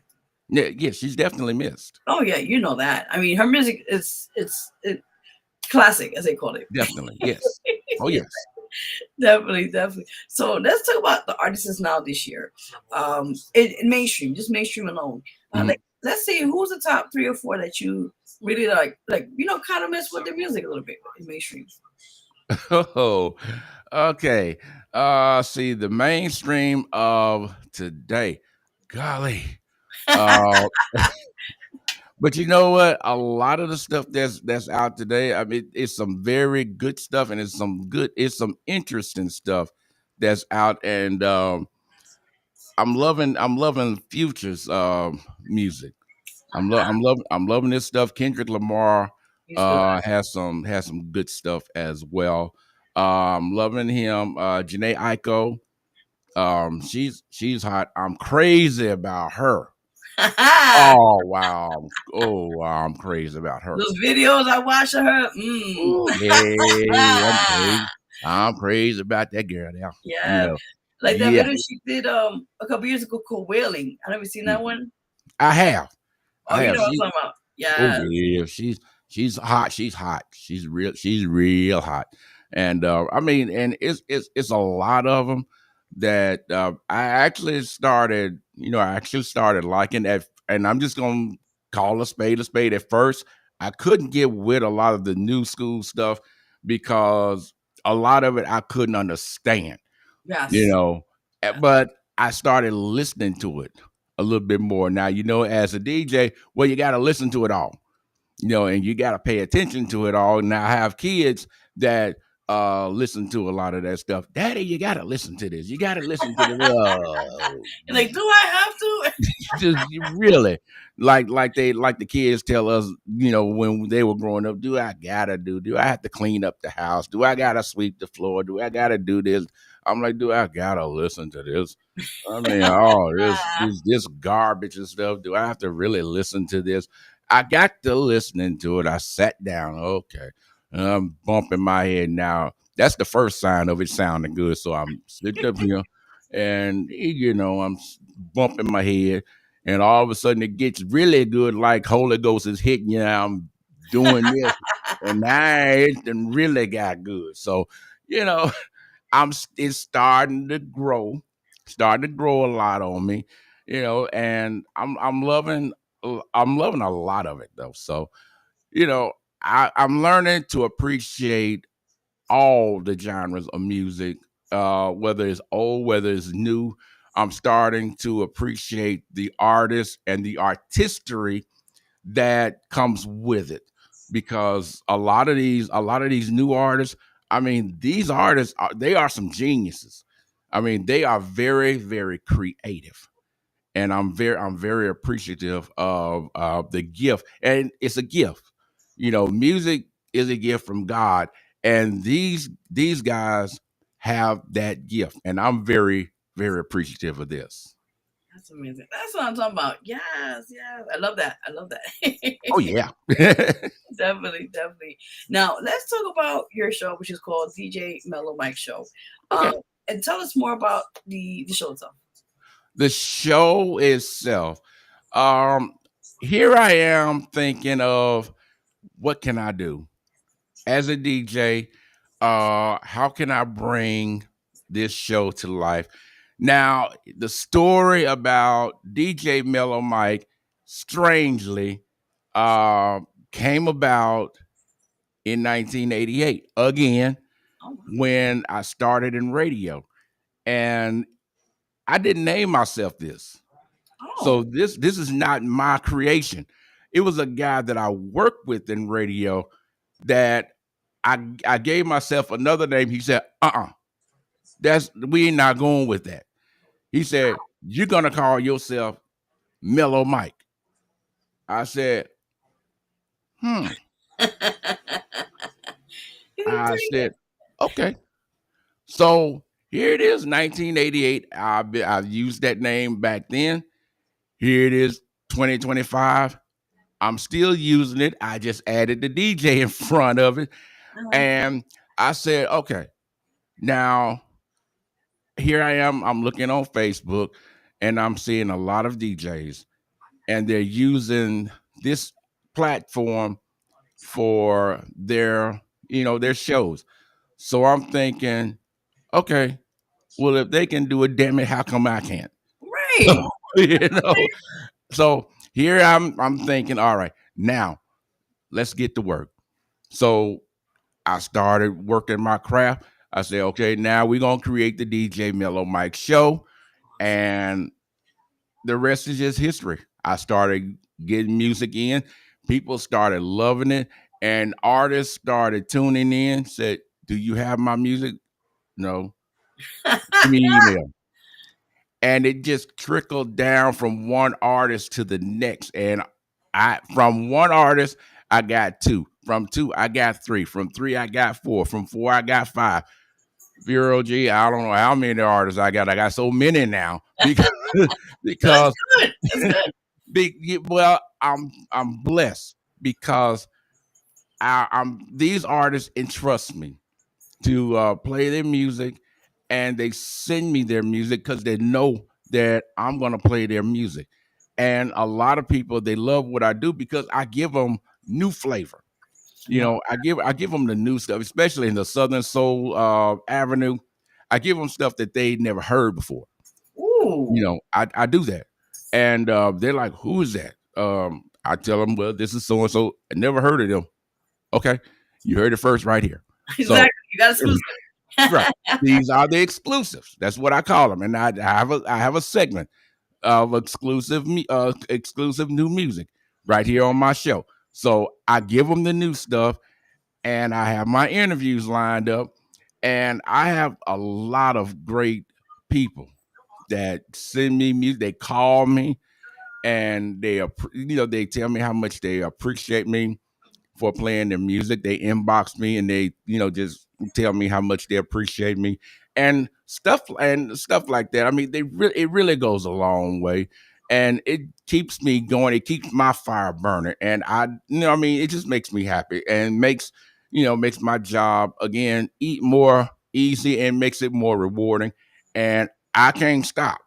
I'm gonna keep this train rolling until I can't roll no more. I'm right now 56 years old and I'm still rolling. Listen, well said. I love this. I love this. What I'm talking about. Yes, yes. So prior to the show now, what are your you have any other coming projects this year with the show or anything on the side with that as a DJ as well? Well, I got I have some new upcoming shows I'm doing for next week. I didn't get a chance to do any shows this week because I've been dealing with deaths in my family. I've had my cousin passed. I had one cousin pass away this past Monday, and I had another one pass away Tuesday. So back to back to back. So I really didn't have the energy to do anything this week. So I'm just kind of taking some time to kind of get my head together and get my get my thoughts together. But I was not gonna miss doing this show. I wanted to do this Vero G show because Vero G holds a special place in my heart, and I'm gonna always be indebted to her. And that's why I couldn't refuse doing this. I said, nope. I know what I'm dealing with. I said, but no, my heart is burning. My heart is hurting because of these deaths. Number one, number two. This month is Father's Day, which I'll speak on that in a minute. Yeah. But almost 2 years ago, I lost my dad. So, I shed my tears on that yesterday. So I'm give me the time. I'll encourage my people on that. But I just couldn't miss the opportunity to do this show, you know. But Come I on. mean, just I'm like I just have to keep on pushing and keep doing what I do. But I got a whole lineup of shows coming up. I got whole lineup of interviews coming up. I have an artist, one of my artists that I have coming up later on this month. Real personal to me because he's also my nephew and by blood, Oh, that's and awesome. he's a prominent. He's a prominent singer, awesome singer. He's an awesome songwriter. He's also a great recording artist, and he has several songs under his belt, and he's, you know, like I said, they're not on the charts, anything like that, but uh, I told him I'm gonna do all I can to push your music, and I'm gonna share your music with other DJs, and you know, just plead with them to please, you know, help me out. This is my nephew. Please play his music. Give him the opportunity. But yeah, he's my nephew, and he has a story to tell. I mean, and when I tell you he has a story to tell, he can't tell it. I can't tell it like him, but the only thing I can tell you is, and I know I'm jumping the gun. He was badly on drugs for years. He didn't even know. He knew who he was. He knew who we was, but he wanted to just hurt all of us, including me. So, yeah, we fought with that for years, but this is how I know that there is a God. 2 years ago, he came off those drugs and he came back to us. Oh, that's beautiful. He came back to us. And it's like nothing, it's almost like nothing ever happened. He just all of a sudden came back to us, and I hugged him. He said, "Unc, I'm sorry for the way I came at you." I told him, I said, "We're just gonna call this water under the bridge. We're just gonna squash this.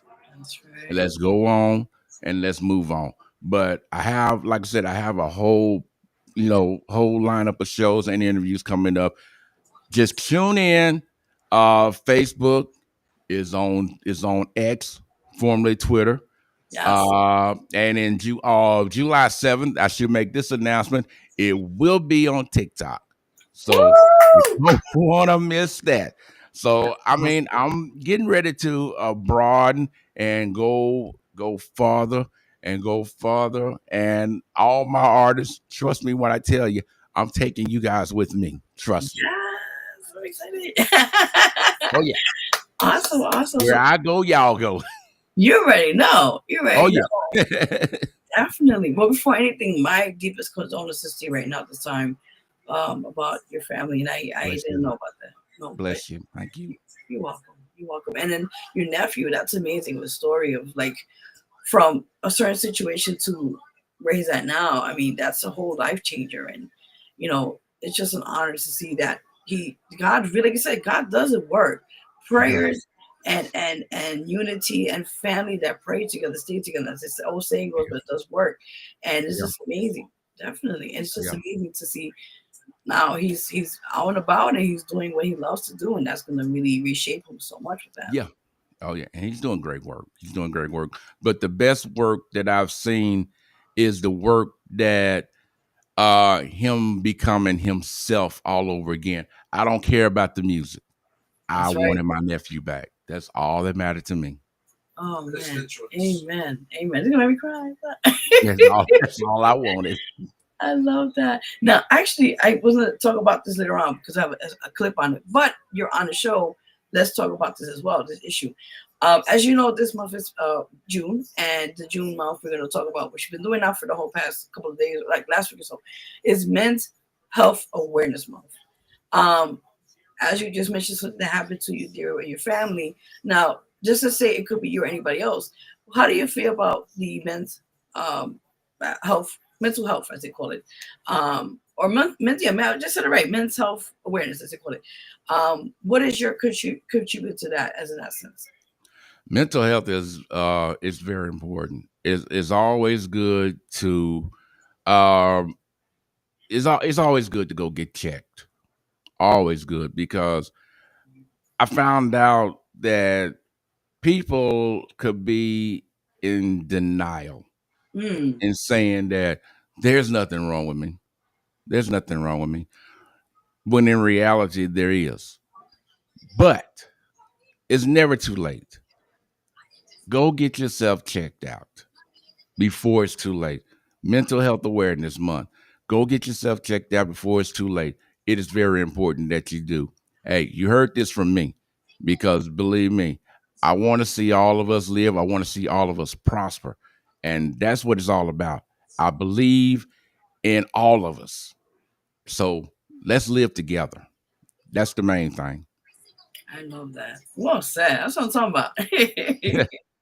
Definitely, definitely. So, like I said, you got a couple more, projects you're working on, and you're getting things lined up, which is awesome. Now, are you getting back into the DJ? I know you do that on with the show too. You play artist music and that, Mhm. but like on the side to that, like, are you eventually gonna, when you can, like do more DJing events, or are you gonna like kind of travel a little bit here and there if you can?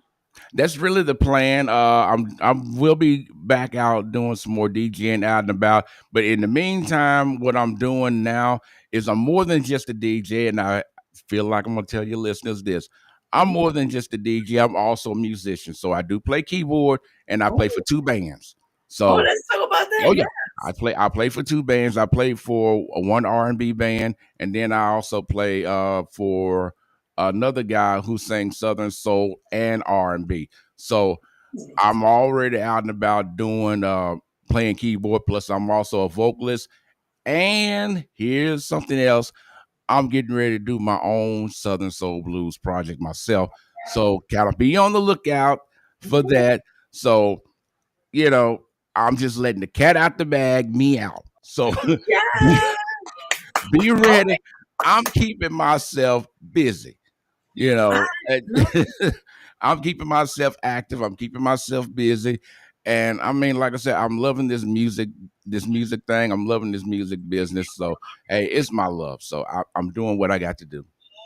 listen, man. I'm applauding you, applauding you, applauding you.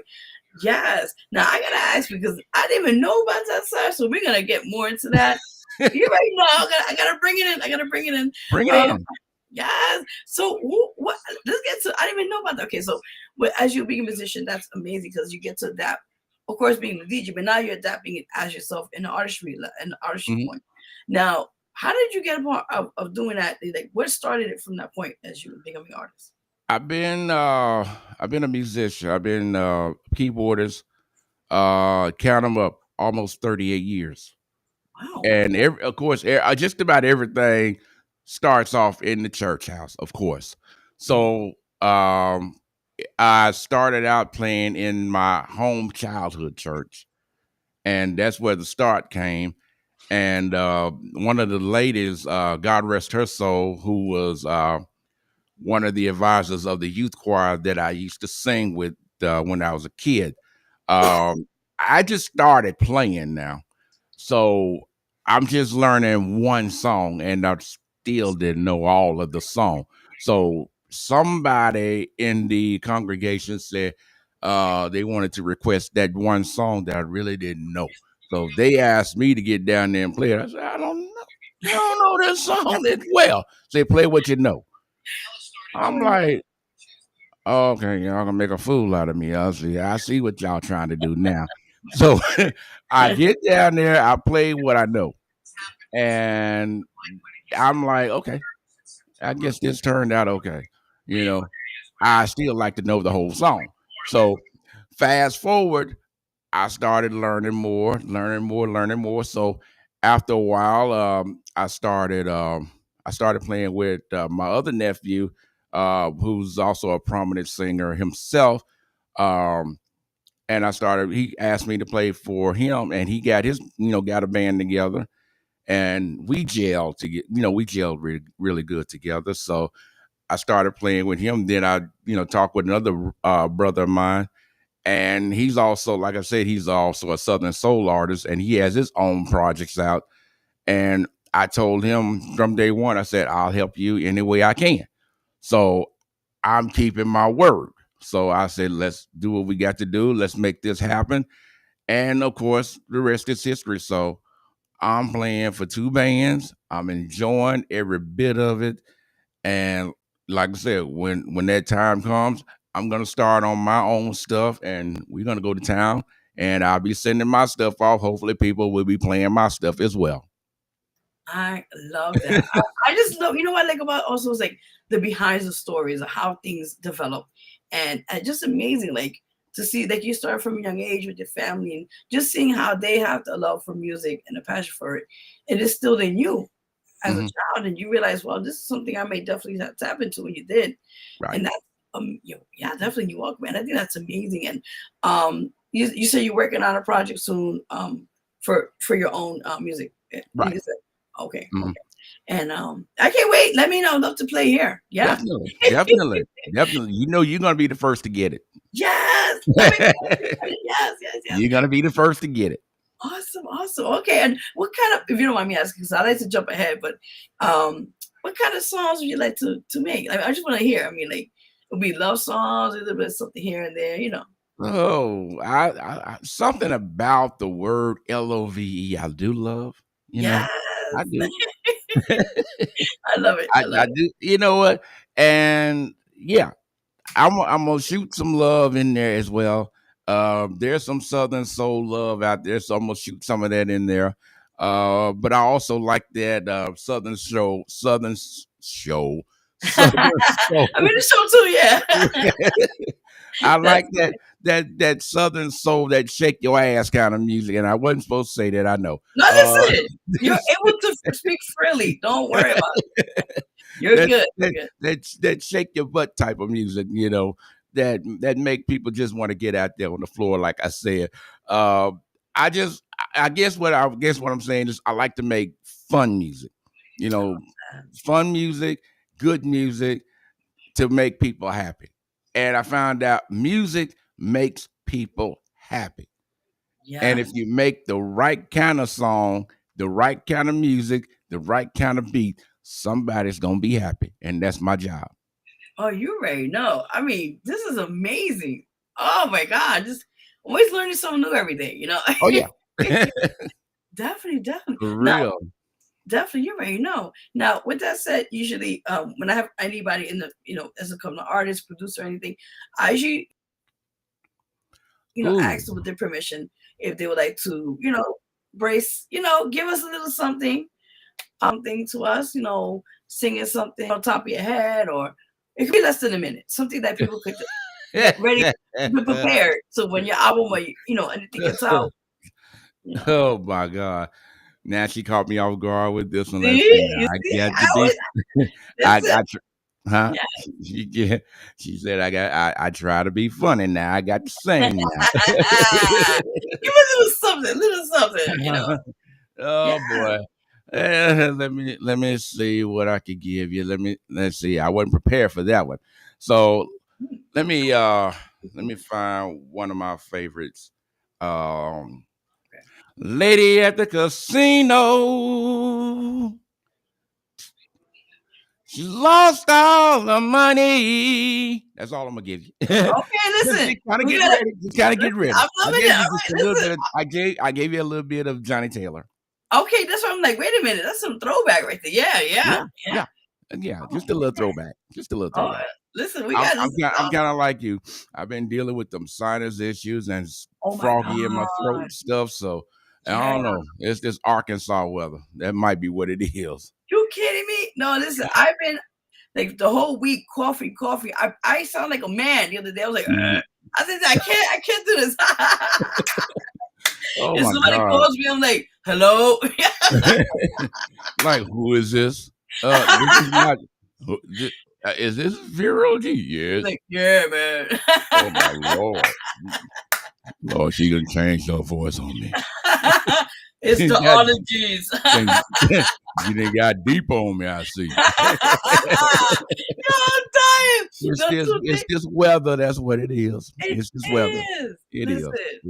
I was like, hey, but we gonna be all right though. Oh, I'm praying because man, I've been taking tea like there's no tomorrow. I'm like, come on, it get better. I'm telling you, I gotta get that Parmesan in me. That's what I need. Oh, there you go. Nah, I'm gonna get some of that. I'm gonna get something in me because I gotta get myself better. I gotta get this frog out of my throat. I gotta get my sinuses together because I got work to do. So listen, I gotta do something. I understand. Trust me, I'm halfway in there with you as well. Oh yeah, for sure. Definitely. Now, I do want to do a side note because I said besides the entertainment and music world, you also, if you don't mind me telling the viewers and watching as well, you also work with the youth, and I know that's very dear to you in the heart. We're working with the youth in the communities. If you want to talk more about that as well. Mm. I love working with our youth. Every youth, and I get upset when I hear people talking about, this child is bad. Our youth is so bad. No, our youth is not bad. They're misunderstood. And all they need are role models. That's all they need. And I love working with our youth. So, you know, and every chance I get, you know, I whatever they want, I try to do what I can for them. And they all if they come to me and say, look, I really want to learn how to play, keyboard just like you. Well, okay, I'll teach you a little something. I kind of help you out, try to help you get started. And then like at my church, we try to work with them as far as Easter productions and Christmas plays and things of that nature, and they love that because they get a chance to kind of you know act up in a way, you know act up in a positive way instead of a negative way. So they have fun doing that. So I love spending time with our youth and engaging in our youth because back then that's what we had. So I feel like the youth of today need the same treatment that we had. And a lot of them don't have that because a lot of our youth are being neglected and they're being turned in the wrong direction. So what do? We could pray for them, yes, but I think there's a little more than just prayer that we could do. I'm like this: action speaks louder than words. So Mm. I'm like this. How about going to get them, be a positive role model in their life, go get them, take them to church, take them to the mall, take them to the park, get them an ice cream cone, sit down, talk with them, tell them something positive. I mean, there's a lot of negativity out there. So Yes. let's be positive role models for our young people. And a lot of this stuff, I mean, it'll keep our young people out of the system because it's too many of our young kids turning to gangs and turning to drugs, and they're all in the system. And there's got to be a change. And it starts with us. Mm. We as adults got to look at ourselves in the mirror. Michael talked about it, says, I'm starting with the man in the mirror. Look at yourself. Look at me. I have to look at me every day and ask myself, what am I doing positive? So it starts with us. Look at yourself in the mirror. Make a change. Wow. Listen, I'm applauding here now. I'm applauding one more time. One more time. Yeah, listen. And well, so because I think a lot of times you're right about that. Back in the days, and I'm gonna be honest with you, we've been and done it with our parents. They used to beat the shit out of us, and that was Oh, yeah. called discipline. Okay. Mhm. Now that's called child abuse. But back then there was a different way of looking at it. It is. Yeah, It and is. I think that definitely we were on the straight and narrow with that. But Mhm. now these days, as you know, if you even touch a child, ACS is right behind the door. So, and you're right about that. A lot of times we have to, not as only parents, but I think it takes a village to definitely embrace children, work with them. Like you just mentioned, it was very solid. Where a Mhm. lot of times it depends on the environment, and if you don't have a great a support team as a family or friends to look out for these children that are sometimes at risk, or sometimes they have lack of as you just mentioned of parents that are there to care for them, or whatever the case may be, Mhm. they will turn into the wrong side in life and Right. end up going through the broken system as they call it. Exactly. Yeah, so Exactly. and you're right what you're saying. We need to instill at these kids at a young age to have a team of people, not only parents, but I Right. think people, friends, neighbors, those who, back in our days we had that too. You know, Exactly. we had Exactly. parents, yeah, they had like neighbors, look, watch out for my kid, you know, I'm going to Mhm. work, whatever, or hey, you know, this and that. You know, it's times that's changing. We don't have that now, and everything is just, it's really not the same anymore when it My comes to upbringing was filled with that. I mean, it didn't matter because uh, if my mom or my grandmother wasn't around, there was the neighbor across the street. right. And if I did something wrong and my mom, my grandmother, or my grandfather didn't see it, and my neighbor did, well, that neighbor gonna whoop my ass. So Yes, when yes. that neighbor whoop my ass, what she gonna do is she gonna tell my mom, she gonna tell my Mhm. grandpa, she gonna tell my grandmother, and what you think gonna happen next? Well, I'm gonna get my ass whooped yet again. And It's guess true. what? Yes. Them ass whoopings kept me out of jail. They kept me out of the system. They Mhm. kept me off drugs. They kept me off the street. Trust me. Amen. And these days and time, you cannot whoop a child now Oh no. Oh no. because you gonna go to jail behind Mhm. that. And I think that sucks to high heaven. That's why our children are in the predicament that they are in now because they will not let the parents discipline their kids. Very true. Needs to make a change. Very true. And you're right about that. You know, we could go on about this, but I think at the same time, it's very strong points. It's a different type of generation now. Like you said, now, like they have millennials. People are now oversensitive with things. You know, Mhm. when we were growing up, we saw people like comedians talking about the most craziest shit, and we were okay with it. You know, Yeah, that was part of the thing. right. Now, if you see a comedian talk about one thing, oh, they're canceled. Like, I Mhm. mean, it's people are now just over the top. I think for the most part. Yeah, for sure. That's Definitely, right. definitely. But let's get back on track. I should throw it in there. Fine, you good. Oh, okay, okay. No, but prior to that, like any shout outs you want to give? Oh God. I want to shout out to everyone that's listening. Uh, just shout out. To my New York family. Yeah. I don't know you all by name, except for Vero G. I don't know all of you, but I could truly say I love you all. All that are not from New York that are listening, I want to give a shout out to you.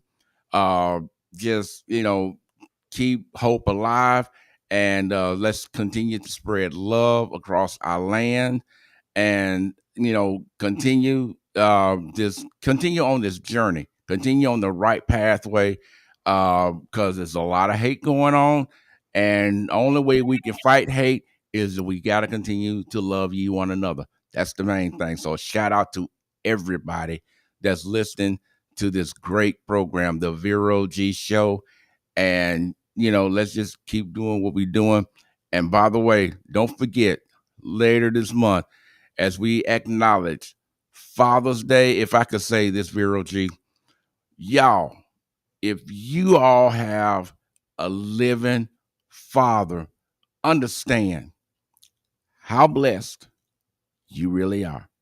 Understand how blessed you really are, because August 7th of 2023 was a nightmare for me because my dad passed away on that day, and I have not yet even recovered from that. And between Father's Day and his expiration date, which is August the 7th, and his birthday, which is March the 27th, those are the 3 days that I really don't look forward to. And I know I have to live. I have to keep his hope alive. I have to keep his memory alive.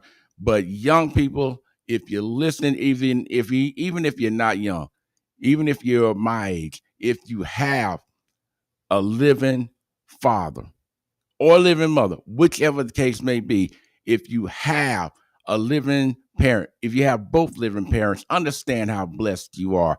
Please show your parents respect, show them love, show them admiration. Please stop disrespecting the parents, because it says so in the word that you're supposed to honor your parents, because it's telling your parents what they need to do. God holds us all accountable for everything that we do. So y'all understand how blessed you are. You know, if I could go back to August the 7th, 2023, I really want my daddy back, but I can't be selfish. I know he's in a better place right now, but I have to live with that, and I can't be selfish. But y'all understand that y'all are blessed beyond the measure to have a living father or a living mother, or both. Just understand you all are blessed beyond measure. Thank you. Amen. Oof, got me a little bit teared up right now. Again, my condolences to you at this time, and let me tell you, as you and me spoke privately about this, and I'll mention you on the show as well. I truly understand your pain. I lost my dad over 24 years now ago, and It unfortunately, doesn't get old. It oh doesn't. no, It doesn't heal. no. I mean, even though it's just the years, it kind of like a little bit less of the pain, but the pain is still there. Definitely. Definitely. And I know. Let me tell you, when the first couple years he died, that was the hardest for Father's Day, special occasions, just different things that I couldn't really see the same way as before. So I so much could relate to you. And then we lost my mom last year. Oh, even now talking about it, it's still fresh. And let me tell you, that feeling is when you lose one parent, okay, at least you have the other one. But when that feeling is when you lose two parents, Yeah. you feel alone. And that's the worst feeling in the world. Yeah, definitely. But Vero G, I'm gonna tell you something. Yes. You got fans, you got friends, you got me. Yes. Hey, we gonna be there for each other. Hey, we You gotta already lift each know. other up. Hey, that's what it's all about.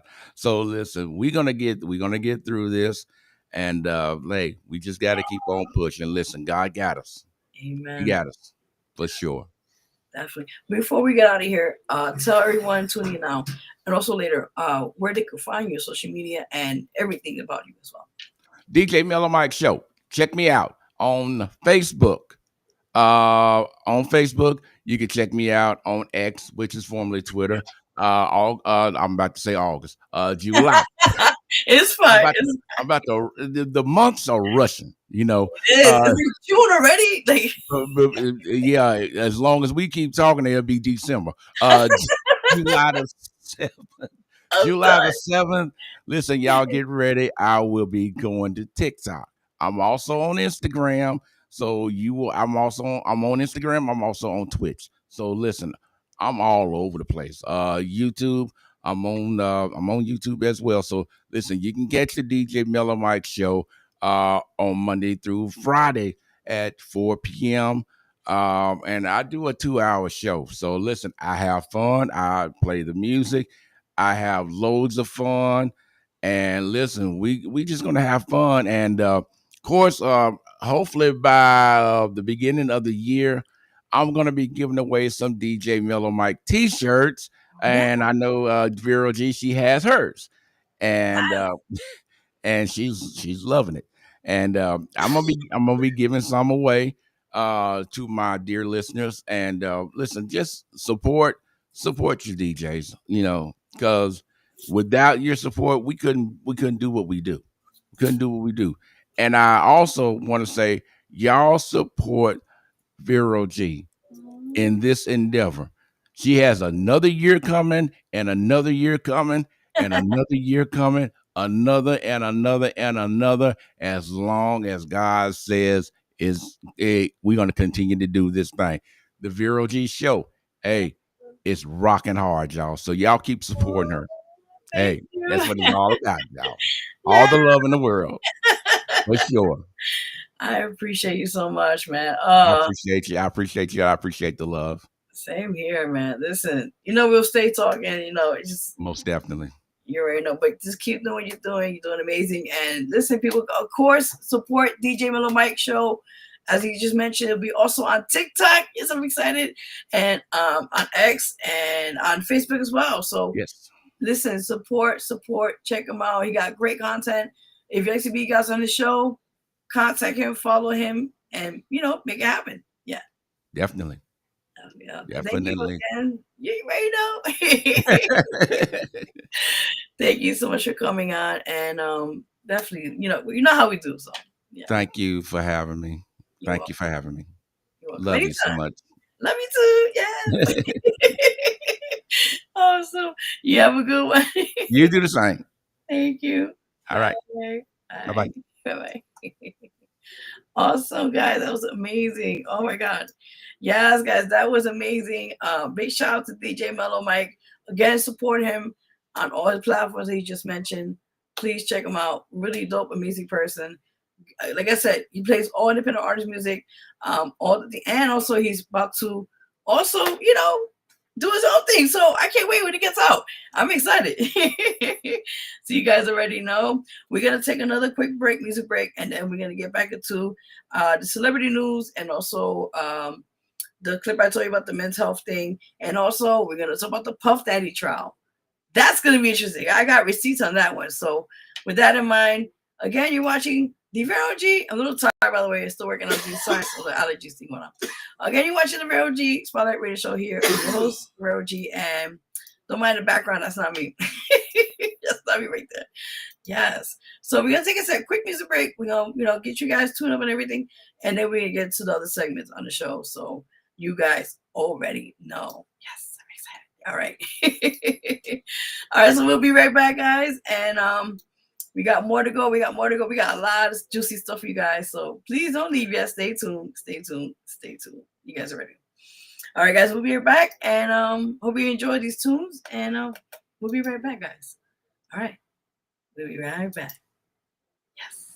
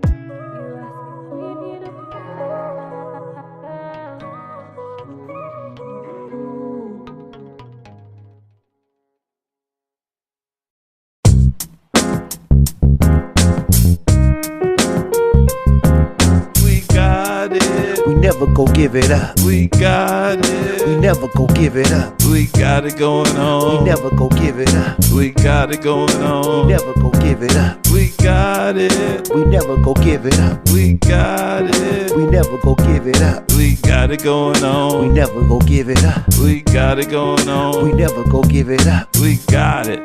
We never go give it up. We What? got it. We never go give it up. We What? got it going We on. never go give it up. We got it going on. We never go give it up. What? We got it. We never go give it up. We got it. We never go give it up. What? We got it going We on. never go give it up. We got it going We on. never go give it up. What? I'm gonna stick with the rivers and the lakes that I'm used to. While you chasing waterfalls on Friday like Ice Cube. Give a boy a beating what he do to be on top. Got a book full of rhymes and it just don't stop. Gotta be up in the studio as much as you can. You got rhymes, but can you make the party people dance? Can you fill up a stadium? Make the crowd go wild to be on top. God bless the child. We got it, and we gon' be here for a few till I'm chillin' in the mansion with the whole damn crew. We Ooh. got it. We never go give it up. We got We it. never go give it up. We got it going We on. never go give it up. We got it going We on. never go give it up. We got it. We never go give it up. We got it. We never go give it up. We got it going We on. never go give it up. We got it going We on. never go give it up. We got it. We never go give it up. We What? got it. We never go give it up. We What? got it going We on. never go give it up. We got it going We on. never go give it up. We What? got it. We never go give it up. We got it. We never go give it up. What? We got it going We on. never go give it up. We got it going We on. never go give it up. What?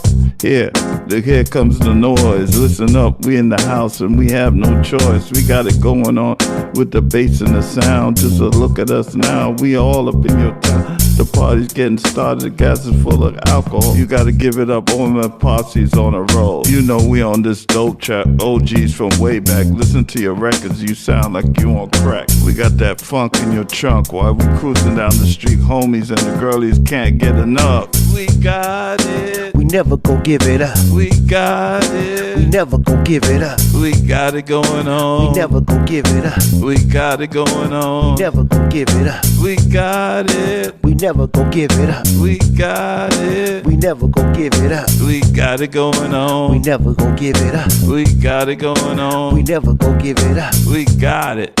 We never go give it up. We What? got it. We never go give it up. What? We got it going We on. never go give it up. We got it going We on. never go give it up. We What? got it. We never go give it up. We got it. We never go give it up. What? We got it going We on. never go give it up. We got it going We on. never go give it up. What?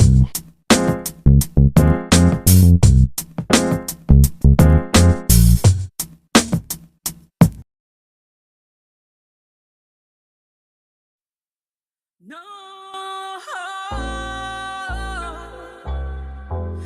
no change. Violence every day. What can I say? No, no change. Hard to do. His praise to make it through. They say church is a safe place. What about them 4 girls? Got the light ticket to way in Alabama church. I look at the world different while we walking through it. Visitors taking pictures at big buildings that's got your liberty. Don't know nothing about the history about this crooked land. The beast is still watching. We never been free. Fuck praying to the Lord. We in the worst time. Can't you hear any niggas rhyme? Always killing all the time. Another body getting stuffed in the box like it's holiday Christmas. Sinners pass and look around like it's New Year. Jehovah passing watchtowers, preaching. Say the world is going to be in a better place, like it's paradise. But my eyes don't see what your eyes, my eyes see hell. No, no change. Violence every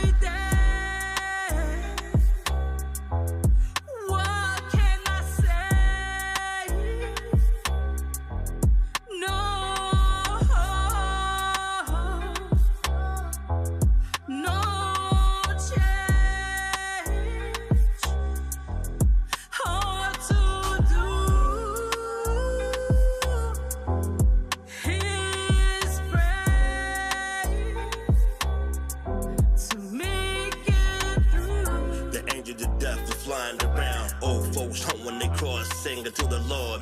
Wanna make it home safe on these deadly streets. When the Houston lied to us and said the kids is the future. Where's that? On them 80 babies killing us. Where brighter days they talking about? All I see is hearses. Going to graveyard site and bury more coffins. Got with young boys wearing dresses and makeup. That comfortable in their own skin. This generation is lost. I'm teaching my young ones not to be brainwashed. And there's no hope in this youngster. Wanna be gangster. Raised up and in the broken family. So you got no choice to walk with my automatic weapon to survive in this hopeless world. No, no change. Violence every day. What can I say? No, no change. Hard to do.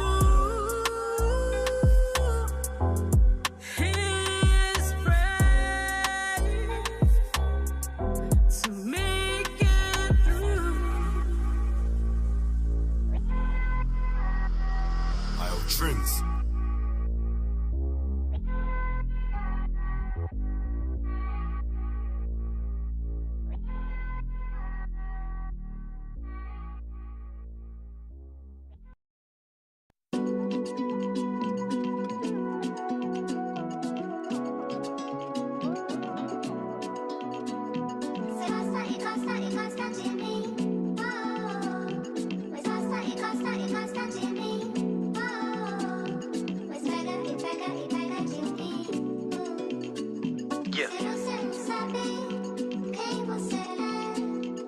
Never gonna be messed with again. Wanna be the one that pissed me off, let's begin. Poking the skin, hoping I'll break, but words don't penetrate. Got me too early to celebrate the flicks, I'm brushing off the shoulders. You count the fact that I'm getting noticed. No kid games, you bite me, get flamed up. Can't believe I wasted energy on the lane. Could do a lot more in my time. A smooth criminal with no trails of the crime. I'm on the road, nobody can stop that, so fall back. It's too bad, you're on the wrong side of the tracks. I'm back on the scene, feeling brand new. Looking at the world from the rear view. You try to take what I work so hard for, that my friend is a bad move. Fiesta. Fiesta. Fiesta.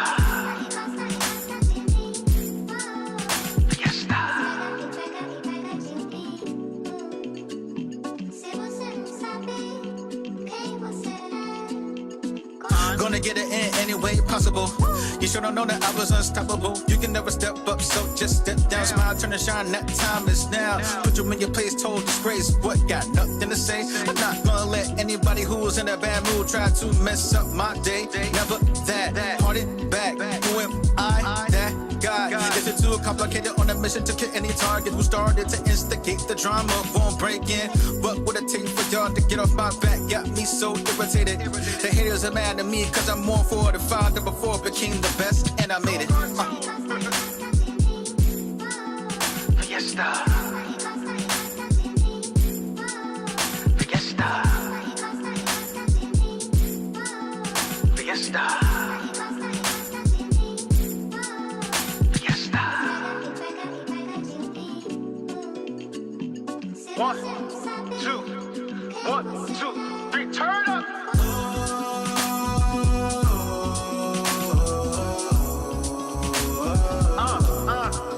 Let's go.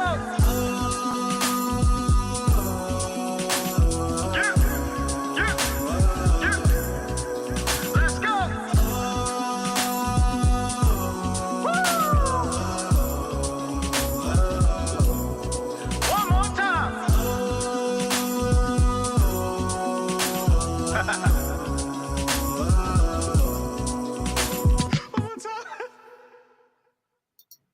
What's up, everybody? Welcome back. You're watching the Vero G Spotlight Radio Show with your host, Vero G. So right there, we just played. Just have to throw a little extra in there because I was trying to get the music, but I finally got it. So with that, on the music break, guys, we played Aspen Jade and Wheezy by the song called Ladder, the video we saw minutes ago. few minutes ago. Also, we played OMG Posse featuring Pizer, Sensor, I think is it, called We Got It. We also played officially the new single, which is part of the album Evolution Volume 1 by Artist for Lyrics. It'll be coming out this month. It's got a little delayed. But the song I just played for you guys is actually one of the new songs from the album called No Hope featuring me. Yes. So I'm honored to play it with permission. And again, it will be soon on all digital platforms. Just bear with the situation and handle that. Also, big shout out to Freestyles. Played a song for yesterday. You just heard that right now a few minutes ago. So check out these amazing artists. Their amazing work. With that said, you know how we do on the show. We just try to show support. And as much as possible, I'm tired to get the ball rolling and get it out there, as they say, right? So you guys already know. Yes. So we're going to continue on the show. Big shout out to, again, two amazing guests for tonight. The CEO of the Empowerment Divas Network, Miss, well, I don't want to get her name wrong, but let me just rephrase it because I got her name right here, okay? Let me get it right. Miss Michelle, but also known as Rachel Mcclellar. Listen, Miss Michelle, okay? I'm gonna get that right. And also DJ Mello Mike in the building. Thank you so much for you guys coming in tonight. Quickly, again, Sunday show, we're gonna be having the New York City mayor candidate for the Independent Party. She goes by the name of Miss Shaquelle, if I said it right, Lewis. So with that in mind, I'm honored to have her on the show. And I cannot wait. You know, like I said, we'll stay tuned for that. Also, quickly, before we get into the celebrity gossip and all that, if you'd like to be a guest on this show, you could also hit me up on Instagram or here on Facebook. You know where to find me. Take it from that point on, and let's make it happen. I do have a few more dates available for June. If anybody's interested to be a guest, hit me up on those platforms. My Instagram quickly is @official Vero G. So you guys already know. So yes, you already know. So prior to that, it is what it is. Also, quickly, if you like to also submit to the July issue of the magazine, Vero G Spotlight Magazine, it's open now. Deadline is before the 20th of June. So again, if you know anybody or you like yourself to be on it, you know where to find me, people. Yeah, so June issue is a little bit delayed. We'll be soon releasing it sometime soon, so stay tuned for that. With that said and done. All right, so with that ahead of the situation, let's get into celebrity news, people. You know how we do the show? Yes, darling. Yes, let's get it. Audio Jungle.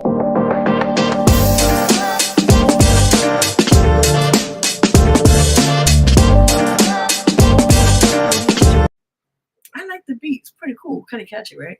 All right, so we're on celebrity news right now. Listen, our deepest sympathies right now at this time. I'm telling you, people are just, it's crazy when you lose somebody. It's hard. I personally know. But with that said, as you know here, the one and only lovely Rihanna, her father just passed away. He goes by the name of Donald Fenty, had just recently passed away. We don't know exactly how did he pass away yet, but this is all just new news. So again, our condolences to her at this time and her family of this whole situation with that in mind. So our deepest condolences to that. All right, next on celebrity news, if you guys see here, that is Tom Hanks and his daughter. I'll get the name in a few minutes, but she, you know, I did talk about this not too long ago, that she has a memoir coming out. I think it's September, I think. And her memoir, she talks about her childhood trauma and of things of that nature with living with her mother and how about her father, and there's a whole bunch of stuff that's going on here. So with that, I didn't even know he had a daughter. I know he has like 2 sons. It's only had 3 sons. I'm not for sure.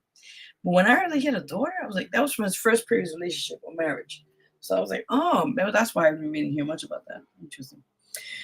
Yes. So with that in mind, let me give you more information on that. Yeah, sorry, just get my notes for you guys. You know how I do, right? Know we do. All right, so let me give you guys more details about this because, like I said, I did talk about this briefly on the show here.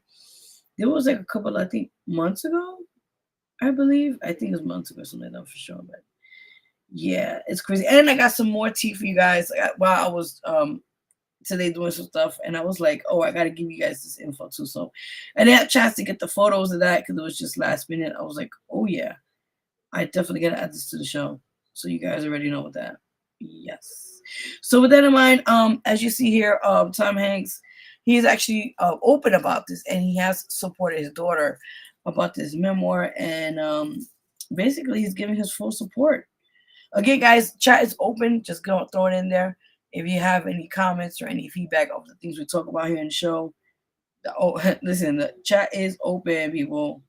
The chat is open. You're more than welcome to add to on the show. With all that said and done, and that's pretty much it. So you guys already know. That's right. All right. So the last one on here on the celebrity news or gossip, as you call it, is let me get that for you guys. Oh, this one. These people. Oh man, the tea keeps coming heavy and heavier. Let me get my notes for this one. Hold on.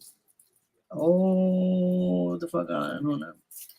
Yeah, because it was interesting, this whole story about. Remember, I told you guys briefly about this couple. You guys see here the lovely, beautiful artist and actress Hailey Bailey and her baby daddy DDG. He's a streamer and all that said and done. You know, right now, how I feel about that. But with that said, you know, they've been having a lot of issues with custody battle and about their son Halo and how they had a very toxic and abusive relationship. And he attacked her a couple of times. And she had a restraining order, and they're going back to court in June up to finalize the custody situation with their son Halo. So with that in mind, I did talk about this a while back, but I just want to update you guys more on what I found about this interesting situation at hand. And I couldn't believe it. I was like, really, this man has some fucking nerve. I tell you. So apparently, I can't find my notes, but I'll just go off what I remember looking at. Oh, right here. Okay. I was like, where is it? So apparently, DDG here, you guys see the gentleman there. He states he's filing to stop Hailey Bailey, okay, from leaving country with son. Again, you see where I'm going with this, right? Now, the judge cleared her to travel.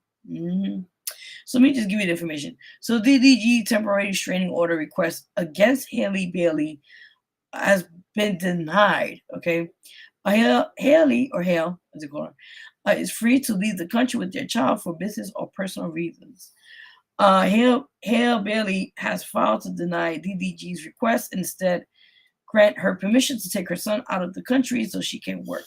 Hale is also requesting orders to stop DDG and his family and friends to stop posting about their son. This litigation and Hale on all platforms. Hale also points out that DDG waited until today, June 4th, which is a couple of days ago, by the way, to file a request to block her from traveling and ask her for new custody orders, while he and his attorneys have ignored all of their effects for her to have monitored visits with their son since, you know, I told you guys already about the custody battle previously with the whole situation happening, and also got to go back to court. All right, so it says Hale also points out that DDG waited until today, June 4th, to file a request to block her from traveling and ask for new custody orders when he and his attorneys have ignored all of her efforts for him to have monitored visits with their son since the issuance of the TRO on May 13th, 2025. DDG has filed an emergency motion to stop Hale Bailey from taking their infant son out of the country, claiming she poses an imminent emotional and psychological risk to the child. The rapper files the doc Wednesday, the docs like documents, Wednesday morning asking for an emergency hearing because he says Hale has made plans to fly with their son Halo to Italy on Saturday. But you know, I'm just gonna throw it in there because the reason why she's going to Italy, she's actually filming a movie out there, and I think it's like an opera movie. I'm not for sure. I think it's called Italia, or something like that. I was hearing about that. I was like, interesting concept with that. But yeah, that was it for that situation. And now I want to add something else because I just saw this just today. I was like, wait, what? So I unfortunately didn't have a chance to put the photo up because I was like running around and everything. But I wanted to talk about this briefly because I was just like, wait, what? And I got the Puff Daddy stuff coming up in a few minutes, so stay tuned for that. The tea is hot. So apparently, let me take this down so you can see my face. So apparently, as you guys know, Billy Joe, as you know, he's an icon in the music industry for like how many centuries now? Jesus, I think like 4 or 5 centuries now. I'm not for sure.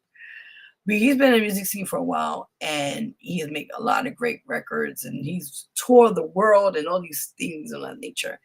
And apparently, I saw this online. I said, "No, this can't be true, right?"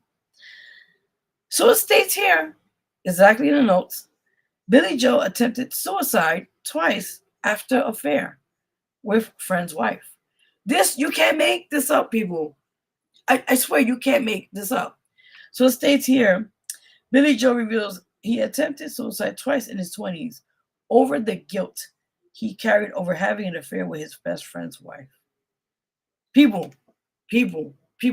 Celebrities also have feelings, emotions. Okay, they always say, "Oh, celebrities they got it good," all this and that. They're not, they're superhuman. All this and that. They just like us. They bleed. They cry just like us. It's just they got fame and money. That's all about it. Other than that, they're just like you and me.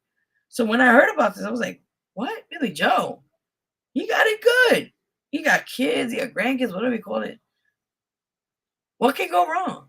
So when I read about that, I was like, "Nah, I don't believe this. I don't believe this." But it was actually true. It's unfortunate, but it's what it is. I don't know. You can't make this up, people. You really can't. But before we get into the P. Diddy trial, we're going to get into a break, and we're going to talk about the men's health issue. We always talk about this. This month, it's June. And like I said before, a few minutes ago, we were talking to our last guest on the show. Pretty much this is make sure I get it correct for you guys. Yes, the Men's Health Awareness Month, right? So we always want to focus on certain issues each month and bring awareness to it, right? So with this video clip, I'm about to show you guys in a few minutes. I hope I have it. This is a news coverage, and the journalist is talking to a doctor about this matter. And I'm going to take a break and play this, and hopefully this could be informative or educational for you guys. Again, you're watching the Vero G Spotlight Radio Show here with your host, Vero G, and we'll be right back. It's Men's Health Month, and the purpose is to raise awareness and importance of detecting and preventing health problems of men. But I hear much of what you're about to hear actually can apply to women as well. Our medical expert, Dr. David Winter from Baylor Scott & White, joins us to talk about this topic. Good morning, Dr. Winter. What do you suggest are the major advantages for men to have a relationship with a primary care physician? Yeah, a relationship with a personal physician can really come in handy if you have a medical emergency, and even when they're less serious issues. Oftentimes, a call to the doctor can save you a trip to the emergency room if he or she knows you well, or get a quick prescription, maybe reassure you about a new symptom that you have. It also helps the doctor when the doctor knows you well. The doctor then can decide, does this patient really need to go to the emergency room? Is this symptom really serious? I know this patient's had problems before. I know they never talk up. They're very stoic. Those decisions can help the physician make better decisions, so it helps both sides, Tashara. Mm-hmm. What goals do you recommend men consider during this Men's Health Month? Yeah, this month is a good time to kind of step back and review your own health. How good are you taking care of yourself? Are you eating right? Most surveys say most people don't eat right at all, or at least could improve. How about exercise? Some people exercise too much, wear out their joints, their tendons, but most people don't exercise enough. Alcohol, a little bit's probably okay. A lot is certainly bad. Tobacco, nothing good to say about that. Good time this month. Just step back and see, how are you doing? How can you improve your health that could potentially prolong your life? I want you to talk to us about that part as well. So about the significance of routine health screenings, especially as it relates to prolonging your lifespan here. How important are those? Well, many cancers can be taken care of fairly easily when they're detected early. Colon cancer is a great example. Early colon cancer is likely to be cured. Late-stage colon cancer is deadly.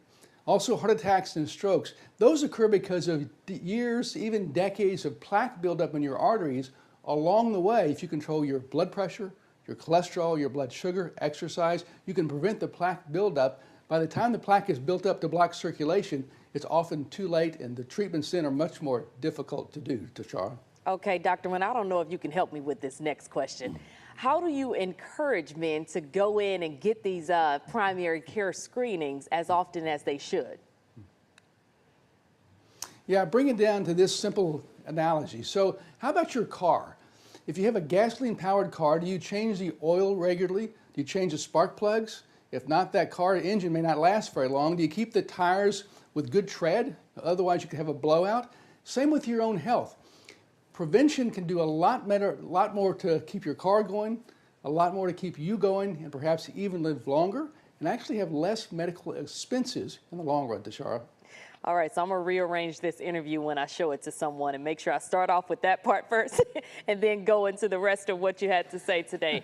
Dr. Winter, thank you so much for joining us. You bet. Thank you, Tashara. All right, guys, welcome back. So you just heard right there on the show a doctor, more or less, this detailing of what, for men's health. What things to be aware of, what things to, when you talk to your doctor, questions about your health.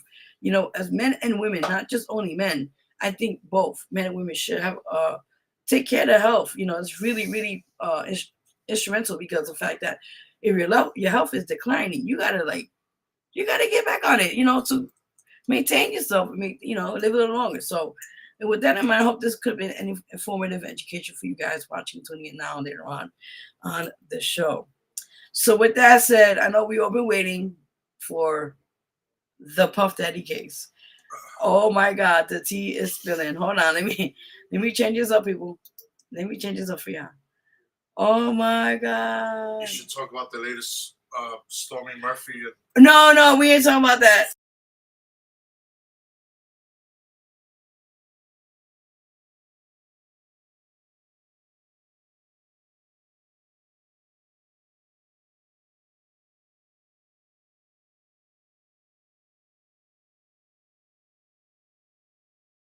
All right, guys, sorry for the little technical stuff there. So again, we have a special for the Puff Daddy case. The tea gets hotter, as I say. New York Diddy again. All right, what he just said, yes. Well, I don't know about that, but no baby oil for me. I'll tell you that. I'll pass that. As they say.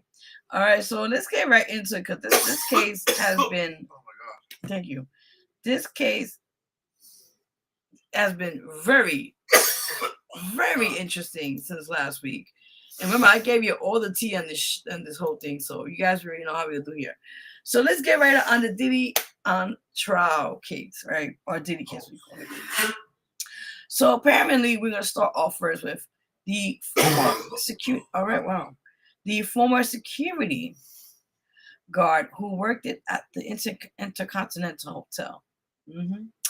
Let's start from there because we got too many things to talk about here. Oh, yes, child. Again, chat is open. If you're more than welcome to talk about this with me. Listen, the door is open for y'all to talk about this. Let's get it. Let's get it. Ooh-wee. I'm excited. I'm like a kid in the candy store, man. You already know. All right, let's see what we got here first, okay? As the list goes on. Yes. So, let me just get my notes together quickly because I want to make sure I get this correct. Yeah, this is a lot. Oh my God, so much information. Oh my God. Okay, so briefly about him because I have more information on him as well, I think. If not, I could go back to it. So the gentleman here, as you see in the screen here, as you saw, they showed the clip of the CNN very famous video clip of when Puffy was beating the shit out of Casey at the time in the hotel. It's Intercontinental Hotel at the time in LA. So the gentleman there, as you see in the sketch, or what do you call that, right? Just to check the door, please. Thank you. So again, his name, he goes by the name of Eddie Garcia. And briefly, he took the stand, as you see there in the picture, and to invoke his Fifth Amendment rights. Garcia also confirmed he was given a proposed immunity order. He left the stand, but is expected to return today. So right now, there was at that time a couple of days ago when he was in court, and he had to talk about, the Puff Daddy situation, how he basically was bribing him. I forgot, I had to look at the numbers. He was bribing him a certain amount of money to not have the tape be released, or by seeing or whatever you want to call it, right? So with that in mind, that's interesting as it is. Now, we're going to get back to him in a minute because we got a lot to talk about. Okay. So with that said, let's get into this interesting next person who came in to testify against Puff Daddy. All right, let's see if I have a picture. Hold on. Is this her? Yeah. Okay, this is it. All right. So with that said, in this sketch, they will not show her face because due to understanding. But actually, I think we do or don't. I'm not for sure. I think we did. Oh no, we didn't. Anyway, so in this here, there's a picture of Puff Daddy, and the other picture is a young lady. Now, who this young lady is, about to show you this. She goes by the name of Mia, right? That's the name that they give her, Mia. She apparently was the former Diddy assistant that turned close friend of Casey, right? Now, there's a lot of tea with this one. Now, I'm taking my time to explain it to you because this case gets more spicier for the moment. So, this is what the prosecution stated here. What she's saying, right? Now, was it toxic work environment? She says working for Diddy was chaotic. It was toxic. The highs were really high and the lows were really low. She says she would get in trouble if she left Diddy's home without his permission and was allowed to lock doors. Damn. States helped run Volvet Films. She says she helped run a Volvet Films with Diddy, calls experience overwhelmingly awesome despite toxic work conditions. Now, this is the prosecution side. Just give me a heads up what the notes are, right? So it says here, Diddy sexual assaulted her. She says one night Diddy kissed her and then the sexual advances progressed. Now, this is the, continue stating, she says he got on top of her another night while she was in bed, sleeping, and put his private part in her. Oh, my goodness. She also recalls him making sexual advances on him,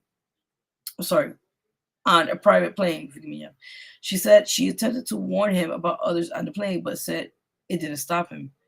Oh, my God. Mia said she couldn't say no to Diddy, even over small things.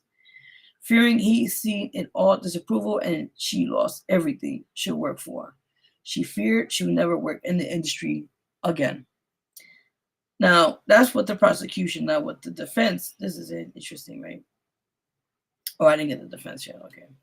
Yeah, that was when they cross-examined her the next following day. Okay. So this was the prosecution, basically, pretty much, was on her with this, right? So, this just gets interesting.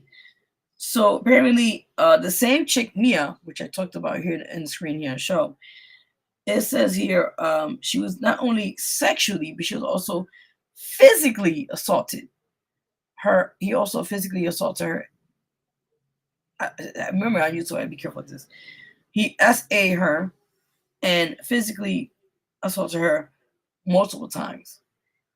This is crazy. So on the defense side, it states here, supportive social media posts. Defense shows social media posts of Mia sharing happy memories of Diddy months and years after alleged sexual assault. Mia admits they were best friends. Defense questions Mia's claims of assault, violence, and coercion after she admits she was best friends with Diddy. Here we fucking go. Hold on, guys.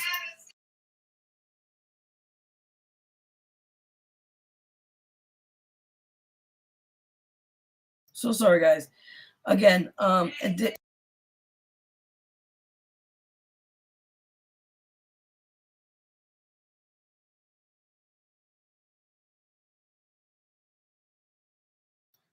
more time, everybody. One more time. So back to what I was saying. So apparently, Mia's claims of assault, violence, and coercion after she admits she was best friends with Diddy and didn't ever want to upset him. Years after she was allegedly assaulted, Mia took time and energy to create a scrapbook to gift Diddy for his 45th birthday. The book included pics dating as far as back. Wow, wait. The pictures, let me double check this. Dating as far as back as 1996. Damn. Okay. You could have it quit. Defense asserts Mia could have quit working for Diddy at any time.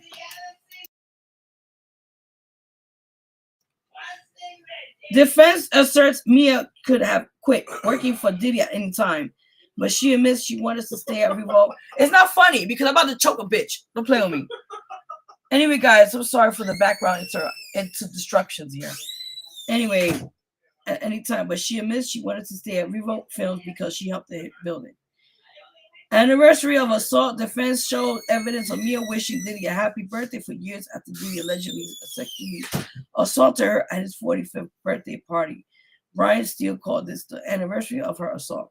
Mia says she didn't remember the date as that. Mental health and abusive relationships. Mia testified she wanted to take her own life after she lost her job due to Diddy ending Revolt films. Classified herself as a sexual victim who was just trying to survive. Diddy admitted he needed help. Now Mia testified that she was scared Diddy would kill her, but remained in his life because he would admit he needed help after being violent. This is what she's saying. Said her trauma brain won over her logic brain, which caused her to not understand the way she was being treated was wrong. My fucking God. Can't make this shit up. All right, so we're going to take a break with this one. All right. Now, apparently, do I have the young lady here? No, I do not. So, unfortunately, I got to back to this picture. Okay. With that in mind, now the prosecution calls its next witness, which is Sylvia Oken. Oken has been an employee at the Beverly Hills Hotel for 17 years as a director of sales and marketing. Now, Oken testified Diddy booked the rooms at the Beverly Hills Hotel under an alias, but a bad boy employee uses American Express card to pay for them. The prosecution showed the jury a hotel record that showed Casey was listed as a complying, we call that shit, sorry, forgive me, guest on a hotel reservation. The jury also showed two bills for Diddy's hotel stays, one of which listed a charge of $500 for oil damage. Another bill included a $300 charge for cleaning drapes and a fee for picking up 5 candles for Diddy. Wow. Before Aiken left the stand, the defense briefly cross-examined her. And this is what they state. Defense. The accompanying, what do you call that shit? Whatever. Guest was Casey Ventura, and she says yes. Defense. Nothing more. This is good. Interesting in a minute. All right. So let's see what else we got here on this situation. Now, prior to this, I want to continue on this. There was on day 15, okay? That was actually this week or so. Now, it states here, while they were getting back into motion in the courthouse, there was a woman that forcibly removed from the court because she was screaming out a message to Diddy. Judge, what the fuck his name is, Sumbarian or something, had the woman removed by a group of court security officers. Yeah, you can't make this shit up. So this gentleman here now, next one here, not Diddy, the guy on next to him, of course. He is the Diddy's former CFO, which goes by the name of Derek Ferguson. So that was the next witness. Now it states here Ferguson worked as Diddy's CFO. I forgot what a previous chief something operations. I forgot what that means. Anyway, so from 1998 to 2017, and testified that he was sometimes responsible for managing Diddy's personal finances. He testified about how Diddy was paid, the banks he used, and ventures with partnering companies. Ferguson spoke about how Diddy used his corporate credit card, revealing the mogul would sometimes charge personal expenses on the card. After a lunch break, Ferguson testified about multiple internal transfers in December 2011. One of the transfers presented to evidence was in the amount of $20,000. Ferguson told prosecutors that the money was sent to Casey. He also identified an earlier deposit in the same amount from Casey's father, Redrick Ventura. Now, remember I told you the story, guys? I think it was last week or so, no, 2 weeks ago, that Puffy was basically blackmailing Casey. What I mean by that was that he had a sex tape of her, and he told her parents, the father, and more the mother, I think, I forgot her name, but she was Ventura. But he told the mother, like, listen, if you don't want me to release this tape, you got to pay me $20,000. And unfortunately, under those circumstances, they had no other options. So it was Casey's Ventura's mom and dad that had to come up with the money to give it to him, so they could hush up money, so he won't expose Casey with the sex tape. And the whole story I told you about that a couple weeks ago, I think 1 week, 2 weeks ago, the fact that because Casey went back to him, he decided not to release it and gave back the $20,000. So that's how that money is coming along with what what's going on with this. So again, Regina, that's her name. Forgive me, that was her name. So Ferguson told prosecutors the money was sent to Casey. He also identified earlier deposit in the same amount from Casey's father, Roderick Ventura. Now it states here, Casey's mom, Regina Ventura, I told you the story already, previously testified she and her husband had took out a home equity loan in order to pay Diddy $20,000 in exchange for a sex tape of Casey. I was just telling you guys a few minutes ago. Regina said the money was returned to her after a few days. Now, I already told you the story behind that, how that happened. Now, Ferguson said he left his position as chief, that's what it was, financial officer, at the end of 2012. Yeah. Diddy's defense attorney, Mark Oligo, started Ferguson's cross-examination with questions about why he's interested in working for Diddy's companies. He testified he admired Diddy and felt the mogul hired people from communities where he's from. Ferguson told the jury he's from the Bronx. Ferguson told the defense he doesn't know of any specific crimes that Diddy he may have committed. Agrafino inquired if, I'm going to say that if Ferguson had ever seen Diddy commit any acts of violence, sexual assault, or have any of his employees commit illegal acts. Ferguson stated he did not see any of those things.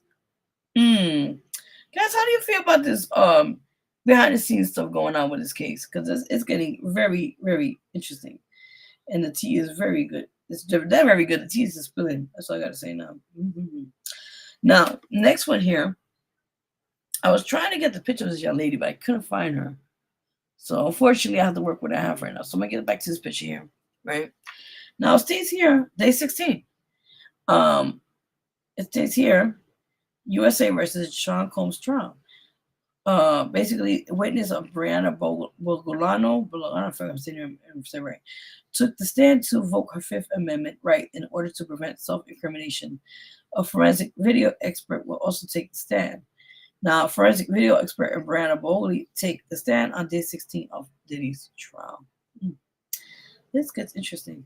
Now, it states here, this gets better. So it states here, Frank Piazza, no relation to Mike Piazza, right? Forensic audio and video editor takes the stand. He testified that he is being paid $295 an hour for his work in the case. He claims his only knowledge of the case is from the videos he was charged with reviewing, including cell phones footage, surveillance footage, and the sex videos. Wow. Anyway, also going to add to this, they actually, to my understanding, I think it was this week or so, they're going to be playing footage of the sex tapes in court. Yeah, this is good spicy. Just throwing it in there. All right, so apparently it says here, the prosecution replays the surveillance video from the intercontinental incident between Casey and Diddy. Piazza testifies that the footage was not manually altered. This is at least the 8th time the footage has been played before the jury since the start of the trial. Prosecutors introduced sex videos into the evidence. Like I just told you, the videos were recovered from a device that Casey provided to the government. The videos were found under username Frank Black. Casey previously testified Frank Black was an alias used by Diddy. Wow, this gets interesting. So cross-examination begins. Tenny Gargos also asked Piazza, who provided him with the surveillance video he had analyzed. Piazza confirmed the U.S. Attorney's Office provided him with the footage. Gargos asked Piazza to recall a prior conversation where he referred to the recording system that the surveillance footage came from as cheap. Piazza responded in a way the system was cheap. Piazza and Gargos continued to review the hotel footage. Gargos presses about certain jumps and missing time. Within the footage, Piazza explains that timestamps are updated with the movement in this particular system. Wow, that's crazy. Now, prosecutors begin to redirect, and they're asking, do these videos reliably and accurately depict what happened? Piazza says yes. Now, redirect ends. Next witness takes the stand. And that's the young lady I told you about, Brianna Bogoley, takes the stand and begins testimony speaking about an alleged altercation where Diddy and her held her over a 17th-story balcony in September of 2016. Shake my head. When asked what Diddy did to her, Brianna said held me over a 17-story balcony. She testified that the after effects of that incident included night terrors. I wake up in my sleep. This man's going down. I don't care who says it, who may say, pity on Puff Daddy. I don't give a shit. This man is evil. Before I continue reading this man is pure fucking evil. How the hell over 30-something, 40-something years, I think it's 30 years, this man has gotten away with murder because he has the money and the power and the pull to silence people. Not no more, you piece of shit, Diddy. Your ass is going down. All right, let me continue going on. So apparently it states here, Brianna says she became friends with Casey in 2013 after meeting her at a young and reckless streetwear company. She recalls not wanting to meet Diddy due to the volatile nature of his relationship with Casey and once seeing a black eye. She says Casey begged her to meet him. When asked what she and Casey would do together, Brianna responded, drugs, and we do go shopping. We hang out with Dante and others. Brianna says once during a shopping trip with Casey, Diddy asked Casey where she was. He later sent her a list of all the places the two visited. Brianna said neither of them disclosed that to him. Lord, Brianna recalled one incident where Diddy came over at Casey's apartment while she was present. She said he banged on the door and came in. When asked if she knew how Brianna responded, I don't know, he was upset. He threw a knife at her in her direction and she threw it back. He left swiftly. This guy.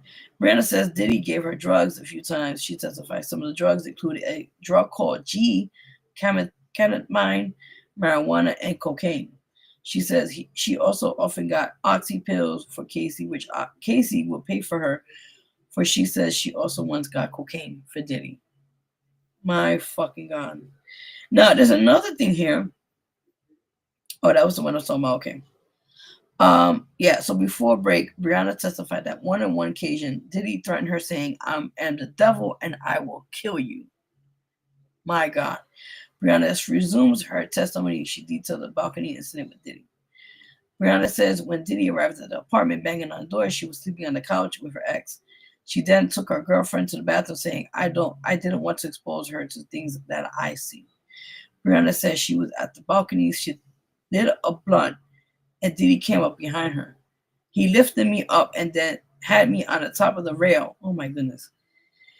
Brianna said she testified that at the time she only weighed about 115 pounds. She says he repeatedly yelled at her, you know what the fuck you did? To which she responded, I don't know what the fuck I did. Brianna says he threw her in the balcony furniture after that. She says Diddy left her. Casey told him that Brianna's girlfriend was in the home. Prosecutors showed the jury images of what appeared to be a bruise on her leg from the incident. Brianna said a day or two after the incident, Diddy had one of his securities FaceTime her. She says she told them a couple of times, I don't want any problems with you. She said on this call, Diddy kept putting his hands on his head. She says she never called the police about the incident because she was scared. Brianna testified that she saw a chiropractor for her injuries, but did not disclose who caused them. The government asked Brianna if she was aware that Casey brought up the balcony incident of her complaint. Brianna said, yes, I told her she had facts wrong. It wasn't in a hotel. When asked if she spoke to Casey about Casey's pet testimony in court of her own Brianna said no and brought up that she had nightmares from this incident. Brianna then speaks about hiring a lawyer named Tyrone Blackburn in January 2024. She said Tyrone made a monetary demands to Diddy regarding the balcony incident. Brianna says she later fired Tyrone for placing inaccurate information in the paperwork for the monetary demand. Brianna said a prosecutor named Rob Holliday reached out to via Facebook about settling the situation. She says Rob used to be one of her best friends. Brianna testified that about a month or two after this conversation, her current representation held her a fee of $10 million. Wait, what? Okay, her current representation, I guess attorney, helped her file a $10 million lawsuit against Diddy. Girl, get your coin, get your money. If Casey did it, get your fucking money. All right, now it states here, cross-examination begins. Now, defense attorney Nicole Westmoreland questions Brianna's friendship and work with the Casey with questions about the existence of two were working on a t-shirt design. Brianna confirmed that she was one Strunk suggested a photo shoot where Casey would pose in a pool in just a t-shirt. She clarifies that this was just not her first suggestion about the photo shoot. The defense asked if Brianna did a lot of drugs with Casey, to which she responded, yes. Now, this is the defense right here stating that, would you agree with me that you and Casey had a serious drug problem? And Brianna says, yeah, we had a problem. This gets so interesting, I'm saying. Yeah, I'm trying to make sure I get all the accurate information for you guys on the show with this. Okay, I already talked about that. Or isn't, but it's the same what I was talking about. Yeah, okay. Make sure I got. There's another update I found, I think today or so, and I was like, what? Yes. So, the judges in this case, by the way, he states here he has threatens to remove Diddy from the courtroom for looking at jurors. So he's looking at the jurors a certain way to intimidate them. You know, I was going with this. Yeah, this man's a piece of fucking work, I tell you. He's going to hell. It's already obvious. He better mislay his bed, sleep in his bed when he laid in. You know what I'm saying? The whole thing goes right. So. But let me give you one more last thing I found, I think this week or so, was like the other day or so, I'm not mistaken. Let me double check for you guys. So it states here, a witness named Jane takes the stand during Diddy's trial. She details their relationship and the first time he arranged for her to have intercourse with another man. Shit, yo, you can't make this up. So apparently the witness, Jane, is testifying against him. This is what happens. Prosecutors asked Jane who she was in the relationship between 2021 and 2024. She responds, Sean Combs said, she says, the two met while she was at a 2020 girls trip in Miami, and Diddy was dating her friend at the time. Jane said the two often referred to each other as Sesame Street characters. She was Bert and Diddy was Ernie. I'm done. He was really charming, really nice, and I was already drawn to him pretty instantly. Jane said she mentioned that at one point her friend became upset because she thought Jane was trying to get at Diddy. She insists, that Diddy is the one who pursued her. Jane said that she ultimately decided to give the relationship with Diddy a shot when the friend he was dating got engaged to another man and moved overseas. Jane says her first date with Diddy happened in Miami of January 2021. He got her a hotel and the date lasted 5 days long.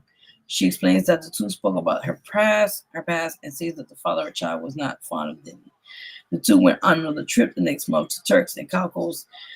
Jane said Diddy's assistant, KK, came along for the trip. She said they also had a personal chef, photographer, butler, and barber on the 15-day trip. Damn, okay. Jane said the first time Diddy gave her ecstasy, they were on the pool. She says Diddy claimed it would be more fun if she took the drugs. As the two were walking down to the beach, Jane said she fell down. Oh, Lord. She said that she was helped by KK and the butler. She claims that at one point KK put her in the shower at the end of the trip. She says Diddy offered her $10,000 because she had been away for her work as an influencer for a while. So he's compensating for her work time. That's really nice. He's such a great guy, I tell you. Jane said the two kept their relationship pretty private and that she only recalls posting about him on social media once. Originally living on the East Coast, Jane moved to California in 2021 in June. She says Diddy gave her $6,000 for a moving truck. She said he also sent her money casually throughout their time together. Between February and May of 2021, Jane said Combs would fly her to Miami every other week to see him. Okay, so Jane explains the first time Diddy set up for her to have sex with another man while he watched. She said they would sometimes watch pornography and it would lead into conversations about fantasy. She said she saw one of the assistants setting up the room for them and then seeing what she called the fantasy guy. I can't make this shit up. She identifies the other man as Don. She said as they were in the suite, Diddy directed her to stand up and then she started to dance. She says Don was there in his underwear and Diddy was masturbating. I'm done. I tell you, this tea gets better, people. Jane said Diddy was being encouraging and sweet. I was ready to speed things up a bit. She said She asked Diddy for a condom, but he insisted that the guys were tested. Oh, hell no. Jane said after her sexual encounter with Don, he left and she then had sex with Diddy. Oh my God. She said the two were happy at the end of it and even went on a yacht the next day. My God. All right, Jane said, I felt excited. I was happy. It was taboo. It was fun. I had a good time with my partner. She thought it was just a one-time thing, not knowing it would happen. It will open, sorry, forgive me, Pandora's box in the relationship. Jane said for the remainder of our relationship, that open door was unable to be shut. There was so much of it after, and it was too much of it, Jane said. Jane said that when she attempted to tell Diddy that she didn't want to have sex with other men anymore, he said, if you want to break up, that's fine. He threatened to stop paying for her rent since he wouldn't be dating her anymore. She says the conversation was never about breaking up, but about the sexual encounters with other men. Jean says she always kept herself so prepared for her nails, hair done because Diddy would give her short notices before these encounters. So she always made sure proper child care was set up for her child. My goodness, I tell you, this is some bullshit. Oh my God. So Jane says her relationship with Diddy consumed her. She said it will also get in the way of her income. She made money via social media, but that declined because she prioritized relationship. Says she was the most Diddy ever gave her was $20,000 after she told him she needed furniture. She said Diddy once asked her how much she wanted for allowance. She said she asked for $15,000, but Diddy only gave her $10,000 instead. This is how much she paid. This was how much she paid in rent for her place. Oh my goodness. Jane testified that Diddy referred to the nights of sex with Diddy as and other men as hotel nights, or if I said it correctly, debauchery. Jane said that these hotel nights took place in Los Angeles, New York, Miami, and Turks and Caicos. She said that she discussed travel arrangements with Christine Corum, which is Diddy's chef of staff, his travel agent, and one of his assistants. She testified that some hotel nights could last more than 24 hours. She said they will go through more than one. What? Oh my God. She said they will go more through 2,000 bottles of baby oil in a given night. Damn. Okay. Court has come to a close for the day. Jane will continue her testimony tomorrow. This is spicy. Now, this is the best part about this of the case, right? Now, you know Daphne Dora, she's baby daddy. Well, actually, her baby daddy's 50 Cent. If you know the backstory, 50 Cent and Puffy have issues for a real long time. They have beef for a long time. So it states here, 50 Cent's baby mama, which is my name is Daphne Dora, by the way, says she liked doing free calls with Diddy for years and got paid $10,000 for 9 nights, for 9 days, forgive me, in Turks and Caicos. Inconvenient. Very interesting. Also, last one I'm gonna add on here to add off the week for Diddy trial until Monday. Jane, the one I told you about that she staying anonymous for now at the moment. She says in Diddy trial she traded free calls for rent. I already told you already, but Lord, this can't get any better. It's like a soap opera. Yeah, listen. Oh, one more. Hold on. I have one more. Shit. 1 second. All right, so the same lady I told you about this last one for the P. Diddy case. Apparently, Jane, I told you about that she's keeping herself anonymous, supposedly. She's testified that to nipple infections, frequent UTIs, urinary tract infections, during Diddy's relationship. Listen, before I take a break on this shit, because this is so much information I gave y'all. Oh my God. Oh my God. Listen, people. Listen, I gave you a whole week of a drama of the P. Diddy case. Again, everything's coming out. Now, I do want to add a side note to this, right? With that said, there's a lot of speculation, allegedly, okay, that he has a big hand in Kim Porter's death. A lot of people talking about that. Remember, a lot of people were focusing on Casey and other elements about his Rico and the sex trafficking and all that. This goes on, right? So what I'm just trying to figure out is there's a huge connection going on, but we don't know yet until more people testify. But I do know, to my understanding, I'll be sure, as I told y'all this a couple weeks ago, he's making a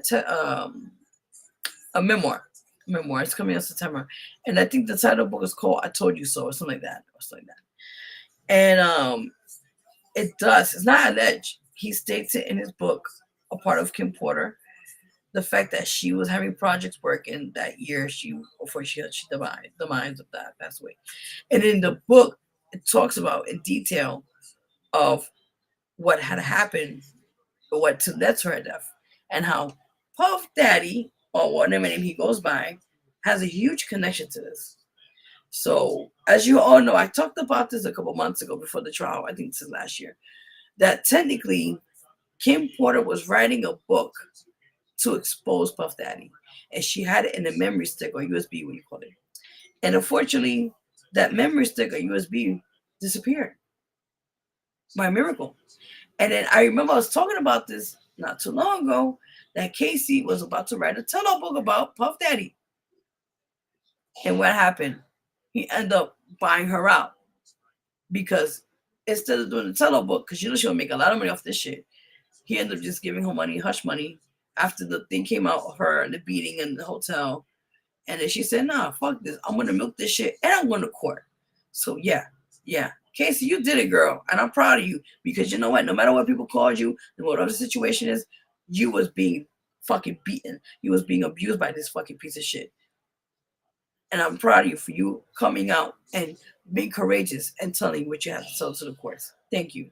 Because a lot of people out there will be terrified of their lives, knowing that this man has so much connection, so much money and power. And finally, because of her, he's fucking going down. Thank you. I just want to say that as a sign up with this on the show. With that in mind, that is it for tonight for the show. I thank you so much for tuning in for the Vero G Spotlight Radio Show. We get back to the P. Diddy case this week, coming up Friday, because you know it's a weekend. They're not gonna hold the courts on weekends. So, but I'll update you guys more. This is just how do you guys feel about this all information coming in here? I honestly reading this and observing this whole situation at hand is like, how did he get away with this though? Like, he really had that much pull, like threatening people's lives and telling them that he's a devil and he could kill them. As you know, people have been affected by this man. And just not even go about that 1992 situation, 93, when that college, you know what I'm talking about, that concert years ago? I forgot what college that happened. It was like a college basketball fundraiser thing going on. And how many people? 9 people died, I think, was it? If I'm not mistaken. And I forgot the name of it. It was Jesus. But y'all know what I'm talking about. Heavy D did a promotion of it. Heavy D was supposed to be there. A few of the artists were supposed to be there to perform. And it was unfortunate. A few people had died from that circumstance. A lot of people sued Diddy after that. I remember this. And he probably did some settlements. Yeah. Look into that, people. I'm telling you. Diddy been doing some dirty shit for years. And now all that said and done, he's sitting in his rotten ass cot, as they call it, in jail, eating some nasty ass food.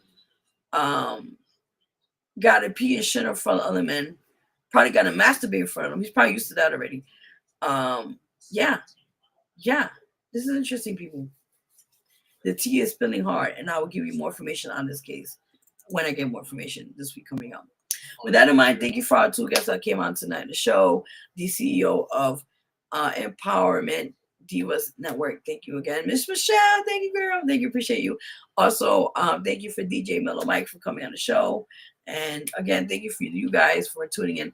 And big shout out to everyone doing that thing. So you guys already know. We're going to close out the show. Again, thank you for tuning in. Signing the fuck out. And again, guys, if you'd like to be a guest on the show, we have openings now for June, a few more dates available. And yeah, I think that's it for now. But other than that, yeah, hit me up, guys. I also want to just throw it in there. I was supposed to perform tomorrow in the Bronx. That got postponed. It will be back, I think, in July. I'll keep you updated on that. So. But stay tuned. I will be performing sometime soon, June 21st. I will give you guys that flyer updated so you can see the event that's coming up for Jason Murillo's celebration. to make it to the ballot. You know, that's said and done. We'll be having special guests there as well. And if you'd like to come as a free event, free food, just come support. And if you want to contribute anyway, one more time, his website is www.jasonmurillo.newyorkcity.com. And if you want to contribute in person, you can do so. I will put the flyer up by Friday, Sunday. Scratch that, Sunday. And y'all already know how we do, people. All right, guys, have a great one. God bless you all. Have a good night. We are closing out of here. I'll see you Sunday night. And you know how we do. Hopefully, I won't sound like a man anymore. I'm praying for that. You guys already know. All right, mighty guys. See you Sunday. And be blessed. Be safe. And that's it. All right, see you till next time. That, you know, as a plus size woman, you're Dre, doing it. And I'm like, Hood Baby. but How why did that can't you song do it? came about? And she's like, well, Mom, It's like, just, I'm not pretty really, enough. And she honestly, was like pretty, when she was our very pretty. songs And I was come like, about, like but you we'll hear a are. beat And she's like, and we but just you sit back know, and vibe to I it. have this, And when we was hearing it, like body and with these the way stretch the marks. beat And is I'm set like, up, you know and? what I'm saying, got the amazing Or, you Maroon know, 5, someone came up you to know me what at I'm a show saying, and like, that I could light never do jacket. So, this. You know, I that had song was real surgery on my smooth, neck and and I I have could this we scar. And I'm both like, consider and? ourselves smooth I said, you people, know, you know what I'm saying? to So me, we just added a scars show what we little sauce survived. to They're a it, badge you of know, and just honor. came out and brought a little vibe to it, It's honestly. not a flaw. You know, It just a makes you little turn unique. up It because says, I hey, know my I did first this. project I I came accomplished this. I more lived subtle, through it you and know, I'm I better came more for it. subtle So because it was around you know, February, that's Valentine's, you got the what love, I you got the really pain, people predominantly want to break us love around to that time share with frame as well people too. So, and you know, this time just around bring with that awareness Mike because yeah, Jagger, I'm, you know, I'm Dre plus featuring size. I'm Hood Baby. going out there. How I'm did doing that this song stuff. came You know, about? all eyes are on me it's just, when it I'm really doing the honestly stuff. like when And our songs come you about, know, I like still we'll struggle hear a beat sometimes.